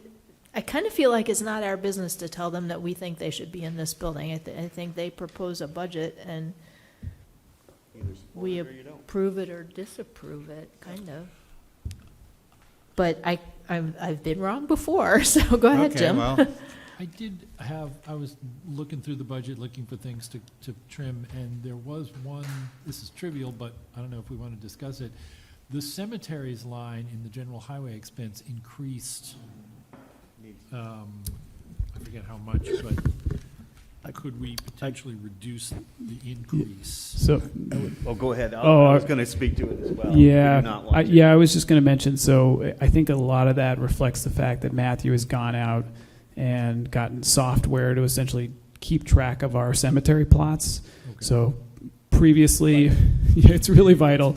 Well, what's the opposite of vital? Because we're talking about cemeteries, but currently, the way we keep track of it is we have a bunch of very old maps of all the plots, and every time somebody applies to have someone buried in one of those plots, we have to kind of manually update it yeah, with a Sharpie. It's And a not a shovel. great system, and it creates some risk. So the fact that Matthew went out and found this company that'll actually map all of our cemeteries for us, identify what plots are, Okay, so you know, you consider it it's a good cause for sure. Now, is that going to be an ongoing, or is that going to be like a one-year thing, one and done? I think there's an initial build out cost this year, and then it will be a recurring operating item. But Because it went from 1,500 to 4,500. Is it going to Yeah. stay at 4,500, or is it going to go back down to, I don't know, 3,000? yeah, Because I would wasn't want to talking about double check with eliminating it, I was Matthew. talking about like pulling it back a little. Yeah. Why couldn't the initial cost have been covered by CPA for the cemetery mapping? Yeah, I think we talked about that. We talked about CPA and a couple different grant sources. I'm not sure if we just got it so low that it felt like it was going to not really be worth CPA's time, but yeah, I can check back on that. We did have that discussion though. Is it SaaS software? If it's SaaS, it's going to have to come out of the operational budget. Yeah, it's the program. The company you went with is called Semify, so I don't know. Are you talking about like software as a service? Yes. Yeah.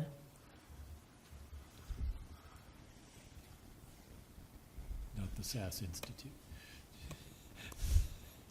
Exactly. Yeah, this is subscription based, so it's going to have to Right. come out of the operational budget. Yeah, I think Margaret's point was just that sometimes there's a separate build out cost, and you can usually charge that to a capital account, CPA, for example. Yeah. Actually, to that end, it looks like there is a one-time setup cost in the range of $1,000 to $1,500 per acre, so that probably could be offset with something else. Too late now for CPA, right? It is, yeah. Yeah, okay. Well, by something else. Sorry. Oh, something else. By something else, I mean that could be capital. It could be something, some other account potentially. Or, I mean, you could also just accept that it's 1,500 more this year, and then next year it's going to go down 1,500. It's, I was looking at the Yeah. per acre cost. oh, the per Yeah. acre, yeah. I don't know how many Well, acres we have, but Yeah, I don't think we have all that many. Most of our cemeteries are quite small, but I'd have to check.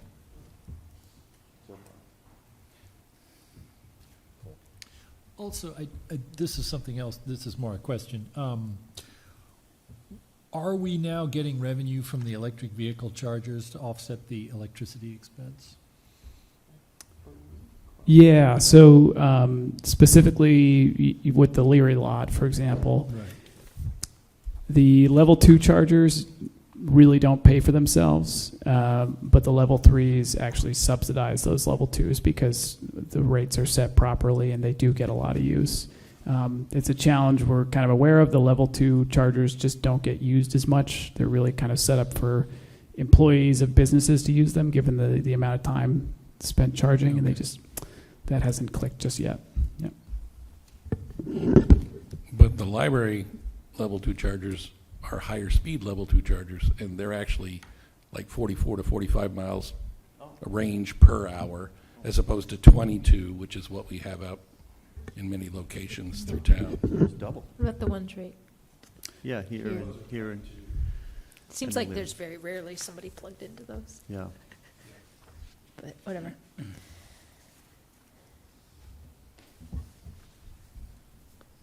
Okay, so Gas we prices have the way they two items on Be the a lot more agenda money. for the select board to place Prop 2.5 overrides on the ballot. Do you guys want to go Oh, ahead yeah, and we take can do care that. of those? We'll take And then those we'll motions. talk in general about Prop 2.5. Sure. So I'll move that the select board place the following question on the ballot for annual town election to be held Tuesday, May 19th, 2026. Quote, shall the town of Deerfield be allowed to assess an additional $103,253 in real estate and personal property taxes for the South County Senior Center operating budget for the purpose of funding proposed renovations to and the lease of 112 Amherst Road in Sunderland, Massachusetts for the fiscal year beginning July 1st, 2026, end quote. May I have a second? Second. Any further discussion?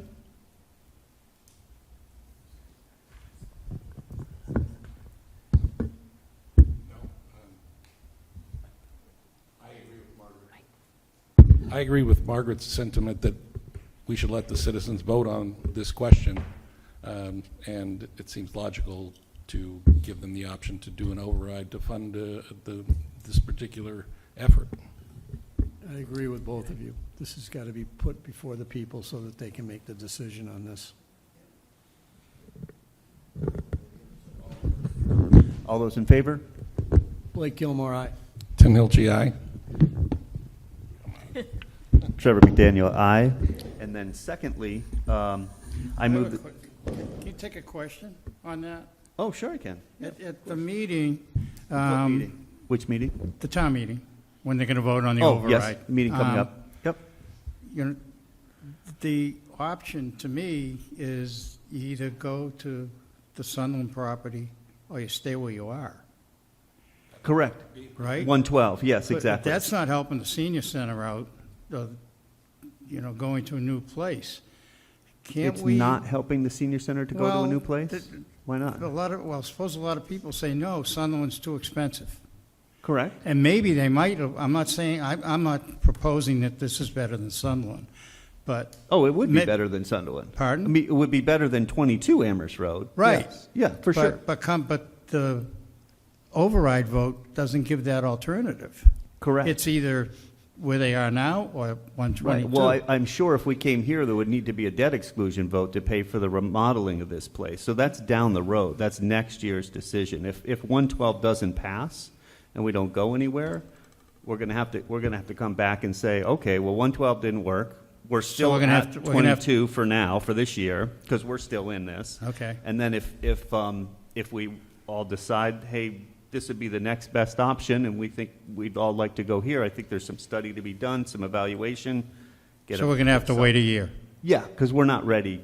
We're not here. ready anyway. Right. Okay. We're not ready to All move, right. and we're not Thank ready you. with a solid budget yet. But I think that's the next best option for sure. If it doesn't pass, then we should come look at this space as well. I don't know, when they're deciding whether to say yes or no, maybe they should know about this as an Oh, alternative. I'm sure More- many people are going to step up and say, hey, Conway Street's an option in a year and a half. So I think they'll be well informed. There's going to be plenty of discussion. Okay, So, thank you. Yeah.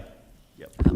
Yeah, and also, before our town meeting, Sunderland will have voted on whether they're going to do an $800,000 override, which includes money to move to Sunderland, and so it may be moot at that point. And they don't have the option of saying that this is an option, because to them it's not in something that's been presented to them. When the town votes on this, is this a majority or a 2/3 majority? or- Majority.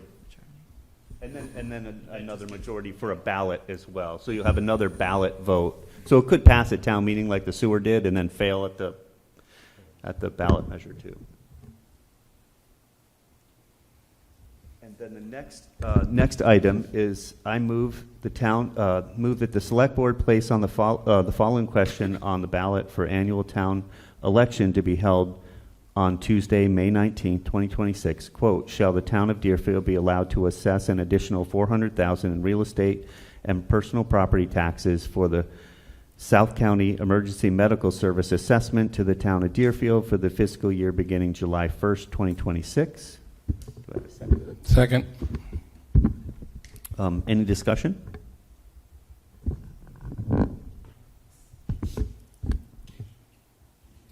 We got somebody raising their hand back there. Public comment. Would you mind coming up and using a mic? Because people online can't hear us at all if we're not talking to a mic. And we're trying really hard to be good. And could you spell your name? Sure. My name is John O'Neill, Johnoneil. Thank you. 2 years ago at town meeting, the new director of SCEMS said that he had a plan in place that he was working towards to get back to a flat line. And here we are 2 years later, we're not at flat line. And I understand how the math works. But I also, I like the fact that we are trying to say no, but how do we say no to more things? And how do we say no in general to SCEMS, which I'm positively astounded by the fact that 2 years ago we were told we were going to get back to a flat line, and I'd like to know what the plan is. And I was driving back from the office last week, and I listened to the discussion that he had, and we have more spirited discussions on people under the age of 18 versus how do we get back to a flat line. And my property taxes are very high, and I have to start making a decision, as I think other townspeople do. Do we stay, or do we go somewhere else? Because it's becoming painfully obvious that I'm working really hard to pay property taxes to stay in the town of Deerfield. And things like SCEMS, the library, I've tried to figure out how our fire department, which is a volunteer fire department, budgets, and if you can find that money anywhere online. They never reduce the assessment here in South Deerfield. Where does that money go as property taxes go up? There's zero transparency, and the lemmings at town meeting just raise their hand and say aye or yes. And I think that, to your point earlier, these are difficult times. We need to make some difficult decisions. If the ambulance service can't get to a flat line and propose that plan, why are we doing a Prop 2.5 override? I'm opposed to that times 10. So I've stolen way too much time. I'm trying to learn the process here. Go for it. That's why I'm attending. So thanks for your time. I'm very grateful that you came and said your piece, and you're always welcome anytime. I'm sure there's a spot on the board somewhere soon for you. So generally, I'm not aware of, I don't recall the comment that we were going to get to a flat line. I'm not sure that. It was totally implied. Really? Thank you. Yeah, I when must we have missed got, that. so no, when we bought that interceptor thingy, Yes. the electric one, Yeah.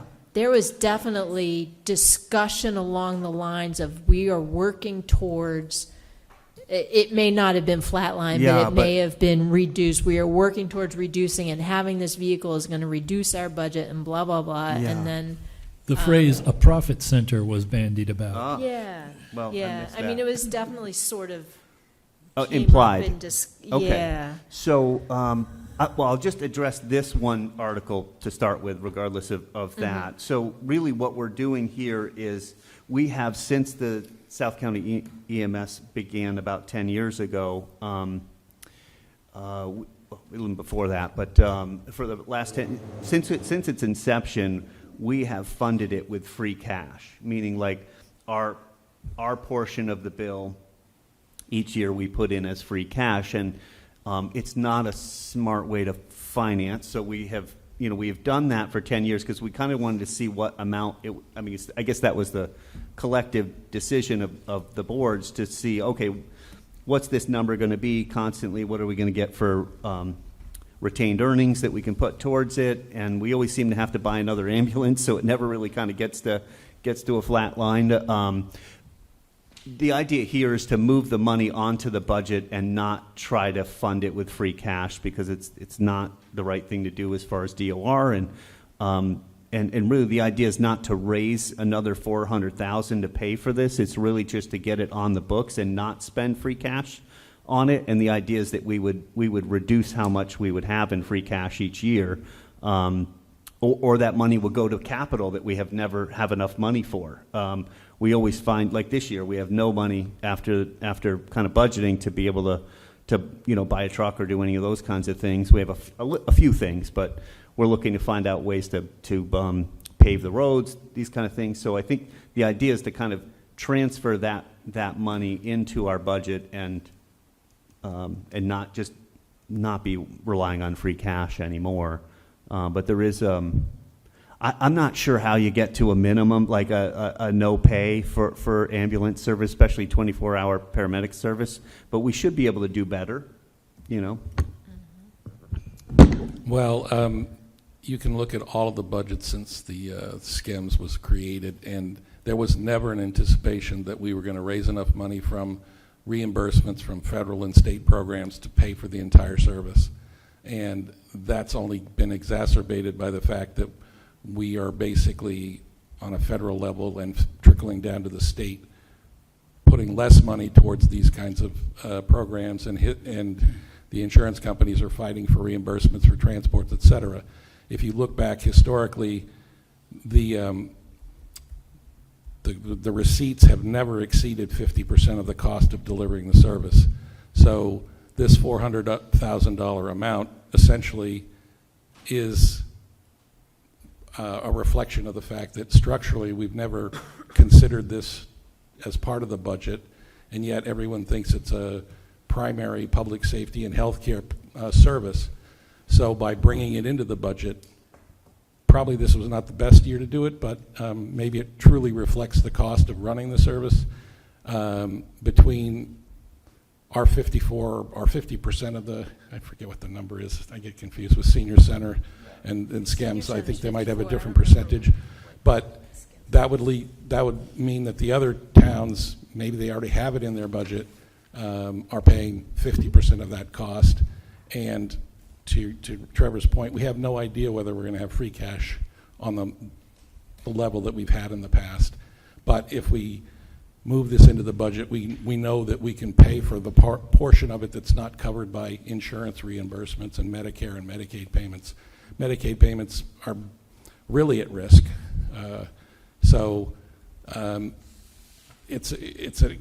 In my mind, it's imperative to do this because I want an ambulance to be there when I need one. But, this is the democracy in progress, and people get to vote on this. You want to take him first? Yeah, Jeff wants to comment. Are you guys taking public comment? I guess we are. Okay, yeah, of course. Yeah. I know it's nice out, but thank you. Thank you. Jeff Upton, Hillcrest Ave. I'm just wondering, are we using free cash and retained earnings interchangeable terms? Or are we looking for, because we've been paying through retained earnings and some free cash over the years. So are we looking to use retained earnings plus an additional $400,000 on top of that? No, I don't think. Okay, so I just need, if you could explain. We spent the retained earnings on an ambulance in special town meeting in the fall. And so there's a very small amount of retained earnings left. So there, it's just this Right. year, this year. So I think that the plan expressed, or the latest plan expressed by the chief of SCEMS is that their two frontline ambulances had 130 and 150,000 miles on them, and the money that's been set aside for a new ambulance that was ordered more than 2 years ago will be expended when it arrives, possibly July, possibly August of this year. But in the meantime, their frontline ambulances were breaking down, and the opportunity came up to buy a new ambulance for less $325,000, for less than what our custom-made ambulance that hasn't arrived for 2 years. So we made the decision and brought it to town meeting to approve buying one, and that's why this particular year jumps up. But the overall plan is to go every 3 years to use retained earnings, create a stabilization fund, a capital stabilization fund within SCEMS that locks $150,000 or $200,000 a year in what we've been calling retained earnings, in a fund that funds infrastructure like ambulances, loaders, chest monitors, et cetera. And then the retained earnings should grow, and there should be an option to push that back to the communities. What was happening with retained earnings is there wasn't enough discipline for whatever reason, or a miscalculation was made and a lot of money was spent. So this will force a structure that will at least put the SCEMS onto a sustainable path in terms of replenishing and reinvesting in the physical infrastructure to deliver the service. Does that make sense? Yes. So basically what you're saying is this is a one-time override request for the 400,000, and then in future Permanent. budget years, It's permanent it'll be override. structural the rest of the way. So Yeah. if we only have 300,000 in free cash, but we owe 450,000 to SCEMS, that Use your problem mic. won't exist anymore. Right. Sorry. And Blake has something, he's the fiduciary. No, basically, it corrects the structural, and Margaret could probably explain this better than me. There's a structural problem because we don't fund in the budget the service that we rely on. And so by putting this money in, going forward, the general budget will have, and correct me if I make any misstatements, it will have this money, and it will be used to not use free cash to subsidize SCEMS. But go ahead, Margaret. Well, I'm not sure if this is what you were asking, Jeff, but it's a permanent increase in our taxes. So it's, yeah. So I'll let Margaret take over on the rest. Well, I'm just going to repeat what I've said before. So the retained earnings, a portion of the retained earnings have been allocated among the member towns in the past, in addition to the free cash subsidy. So this year, because there are no retained earnings, as Julie explained, it is all falling on free cash. Free cash is considered a one-time revenue source because free cash is unpredictable. And this year, we are at the point of using a full 1/4 of this year's certified free cash just for SCEMS. And that is clearly not sustainable, especially if, for whatever reason, our free cash, our certified free cash goes down in future years. So hopefully that adds a little bit to this. But using free cash to subsidize any recurring operating expenses is a risk, and it does create a structural deficit. Go, Blake. You're up. So I think the thing that you have to look at is the amount of money that's coming in to retained earnings. The fact is that the ambulance, when they charge, does not get anywhere near what they're supposed to get when they send out the bills. And the problem is at the very end of it, then it's the private citizen that they have to try to get the money out of it, and they're not going to do that. So the thing is that if they have private insurance, they get the most money back. If you get into the federal, then it's the least amount of money that you get. If it's state, which is supplement to the feds, that actually gives you a little bit more. So it's a gradient that goes through from private to the feds, to the state, to the feds. And that's how it works. So they don't get back 100% of what they put into each call. They only get a percentage of it that comes back. And it could be 50%.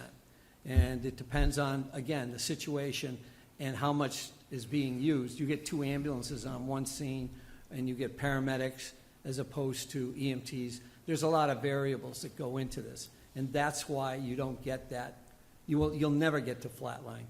I'm sorry, but it just won't happen. I don't have a microphone, but other private ambulance companies do it. Several private ambulance companies have gone under because of this. And I've been involved in the ambulance service almost 40 years. I'm just letting you know that, again, they work on transports, which they get a lot more money for than the emergency response going up because they charge per mile.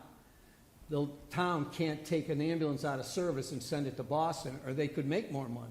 I understand that, but again, my final point is that we say yes to a lot. When do we expect to say no to libraries or buying churches that we're going to then build a village for older people and I came in late, we have an RFP.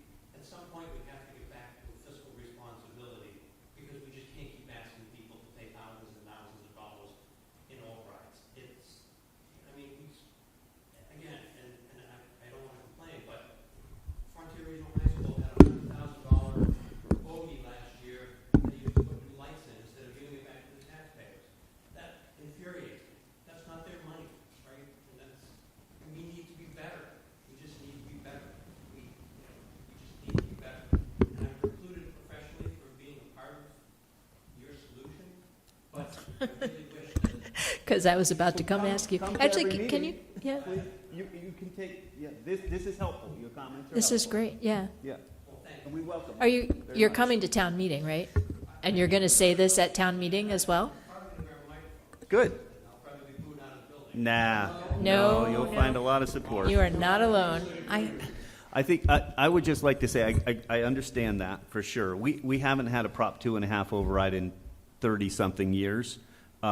We felt as a select board that it was important to be honest with the community and that we cannot continue to pay for a top-line 24-hour medical ambulance response service with free cash. It's just not the right way to do it. Now, this does raise the money to fund this thing because we don't have a way to say that we're not going to spend it, but we can take for the next several years money that was going to go to, this just it really should be a swap of funds, right? But legally you're not allowed to do that. But so you have to raise it and put it into the budget. But it doesn't mean that will increase our free cash because we're not spending it on an ambulance service. But we could decide as a committee to reduce assessments with it. I assume as we're doing now.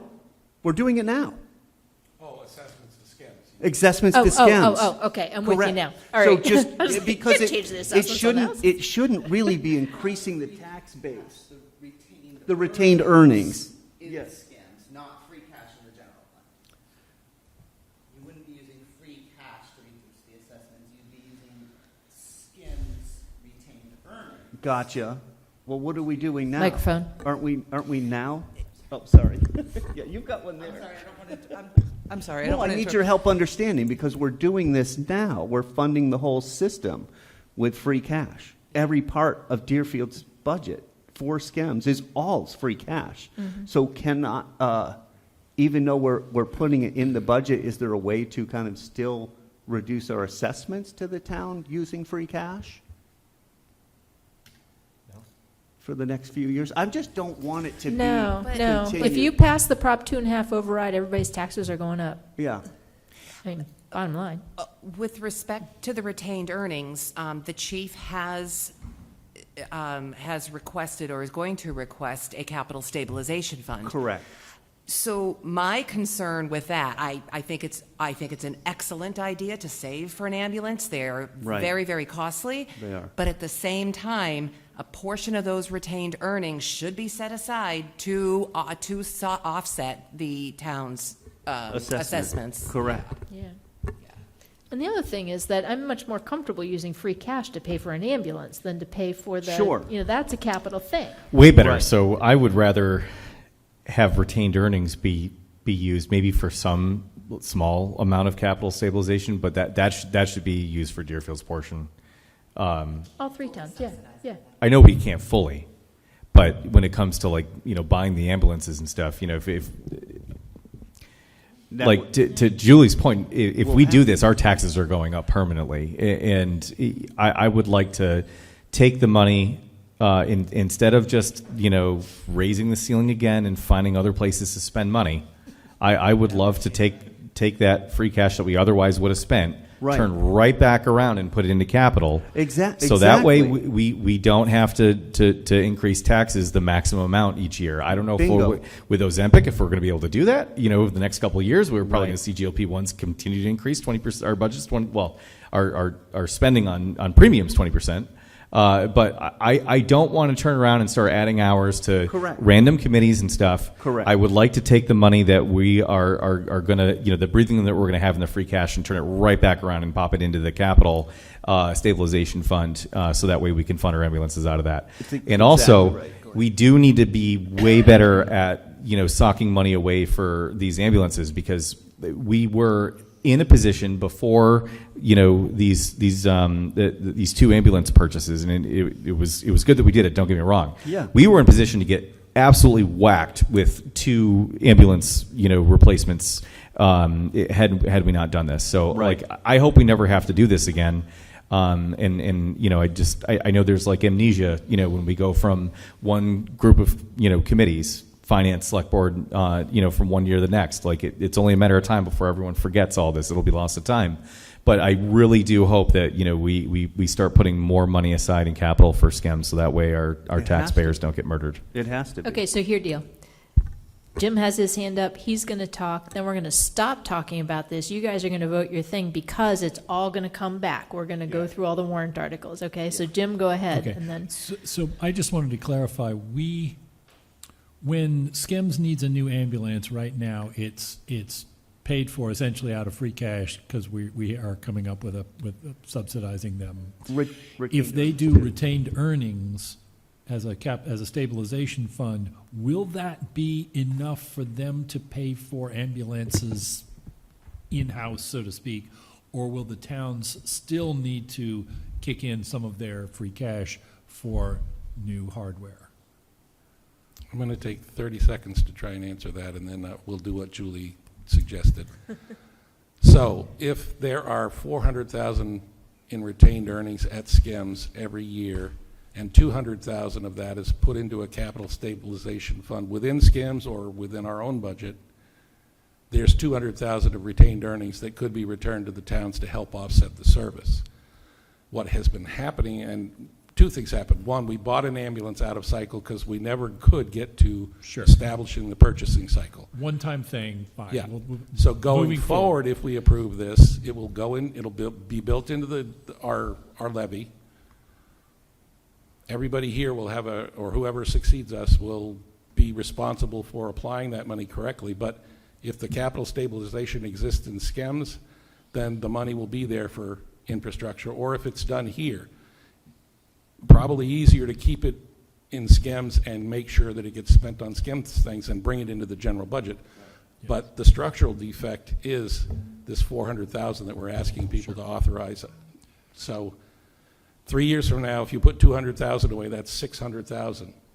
Well, that's what I was asking is, Yeah. that this increase for SCEMS will not need to be repeated in the foreseeable future. No, we That won't they have will to be do able it. to keep buying ambulance, so that the next time they need an ambulance, this will not be a problem. This will not happen again. Yeah, if they can't figure it out after this, I don't know. We have to rethink the system. We've run it this way for 10 years, and so I'm sure that we would never have to do, we should have done this day one, is put the amount of money, but the problem at that point is we did not know what we were going to get for reimbursements, what we were going to get. what the cost with the ambulance would be, how long the cycle would be. I mean, we planned one ambulance every 3 years to cycle them out. It's just you couldn't get an ambulance through COVID forever, and we still don't have it. And we got another one in between, and that just ate up all the retained earnings. So I think we'll be fine. We could continue on paying this for free cash and doing what we've been doing for 10 years, but it's not the right thing to do. We need to put it in the budget the right way, and then have that money for capital, so that when we come around like this year, we would be able to buy things correctly. One-time purchases for the maintenance that we need for maintaining our buildings, maintaining our streets, sidewalks, that kind of stuff. So, did I have a second on this? We did. Okay. All those in favor? Blake Gilmore, aye. Tim Hilge, aye. Jared McDaniel, aye. All right. Now it's Okay. in your court. The warrant this year has a lot of articles on it, so I think it's going to take us some time to get through it. There was an email that just came out that had the list of the warrant articles. Can you give us the 2-second summary of each one, just to take us through what we're facing Yeah. and reviewing it? Yeah, let me pull that up. Give me one moment.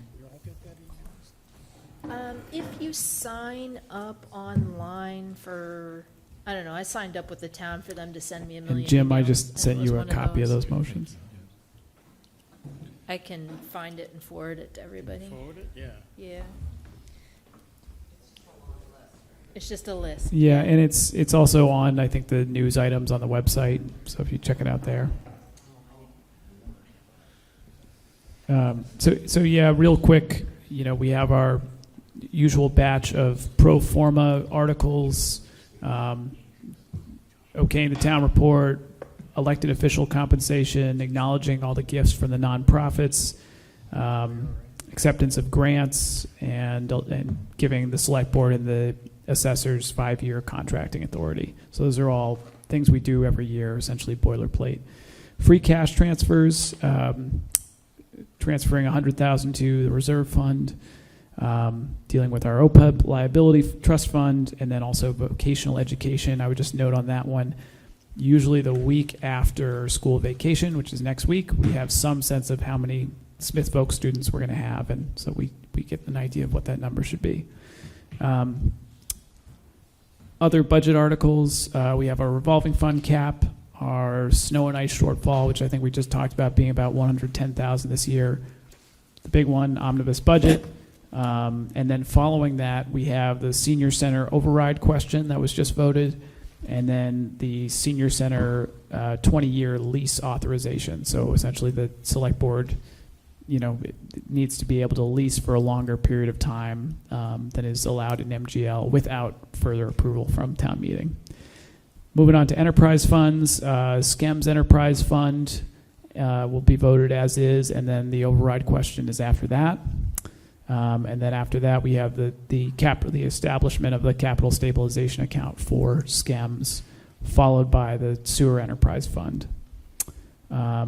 Other capital and community preservation act items, we have the FY26 capital improvement plan, which we just talked about, the FY27 capital plan that we just talked about, and then community preservation act recommendations, as well as the establishment of a proposed conservation fund. So I sent everybody an email on that, right, with a bunch of background information. Yes. Julie Caswell is going to come on the 27th, so we'll talk about that on the 27th in case we have questions for her. Go ahead. Great. And then just real quick, some other policies, projects, and bylaw updates. We have a placeholder for the Elm Street project, which is scheduled to go out to bid in May. A placeholder for the Stillwater Bridge project, which is scheduled to go out to bid at the end of this month. And then some updates to the Capital Improvement Planning Committee bylaw that we have. I think we've talked about it previously with Finance. And then a couple items that were purely citizen petitions that are now backed by the Select Board, the zero emission vehicle policy, and the Veterans and Seniors Property Tax Work-Off Program. And then we have a total of 8 citizen petitions, but I'll just read these 6. We have the Specialized Energy Code from prior meetings, an article to rescind the stretch energy code, a 2-year moratorium on defeated town meeting articles, an article on electronic vote tabulators, which I think we have seen previously, an article to establish a 5-member rather than 3-member select board, and to create a non-select board of health chair. So currently the select board serves as the board of health as well, and the chair of the select board is the chair of the board of health. So this would change that. I would note those last 2 items require, I think, special legislation, so they can't just happen automatically. So they would essentially, these articles would just start a process. So that is the warrant Okay, in a nutshell. thanks. We have a lot to talk about. Yeah. And I would just note that I would just thank Shelley and Darius and the whole school's building team over there, because they were very flexible about getting us the gym, because we realized we just probably are not going to be able to fit in that auditorium this year, given what's on tap. So, no, we're not taking any comments. I'm sorry. Yeah, I have a so, question. Christopher, could I ask Christopher a question? You go for it. I just want to know if for some reason, because the moderator decides that we're running too late, are we required by law to continue the next night? So our understanding is the moderator can continue to any time within a 2-week period, and what we've looked at is the following Monday, simply because our election is now Tuesday, so we have the possibility of a week.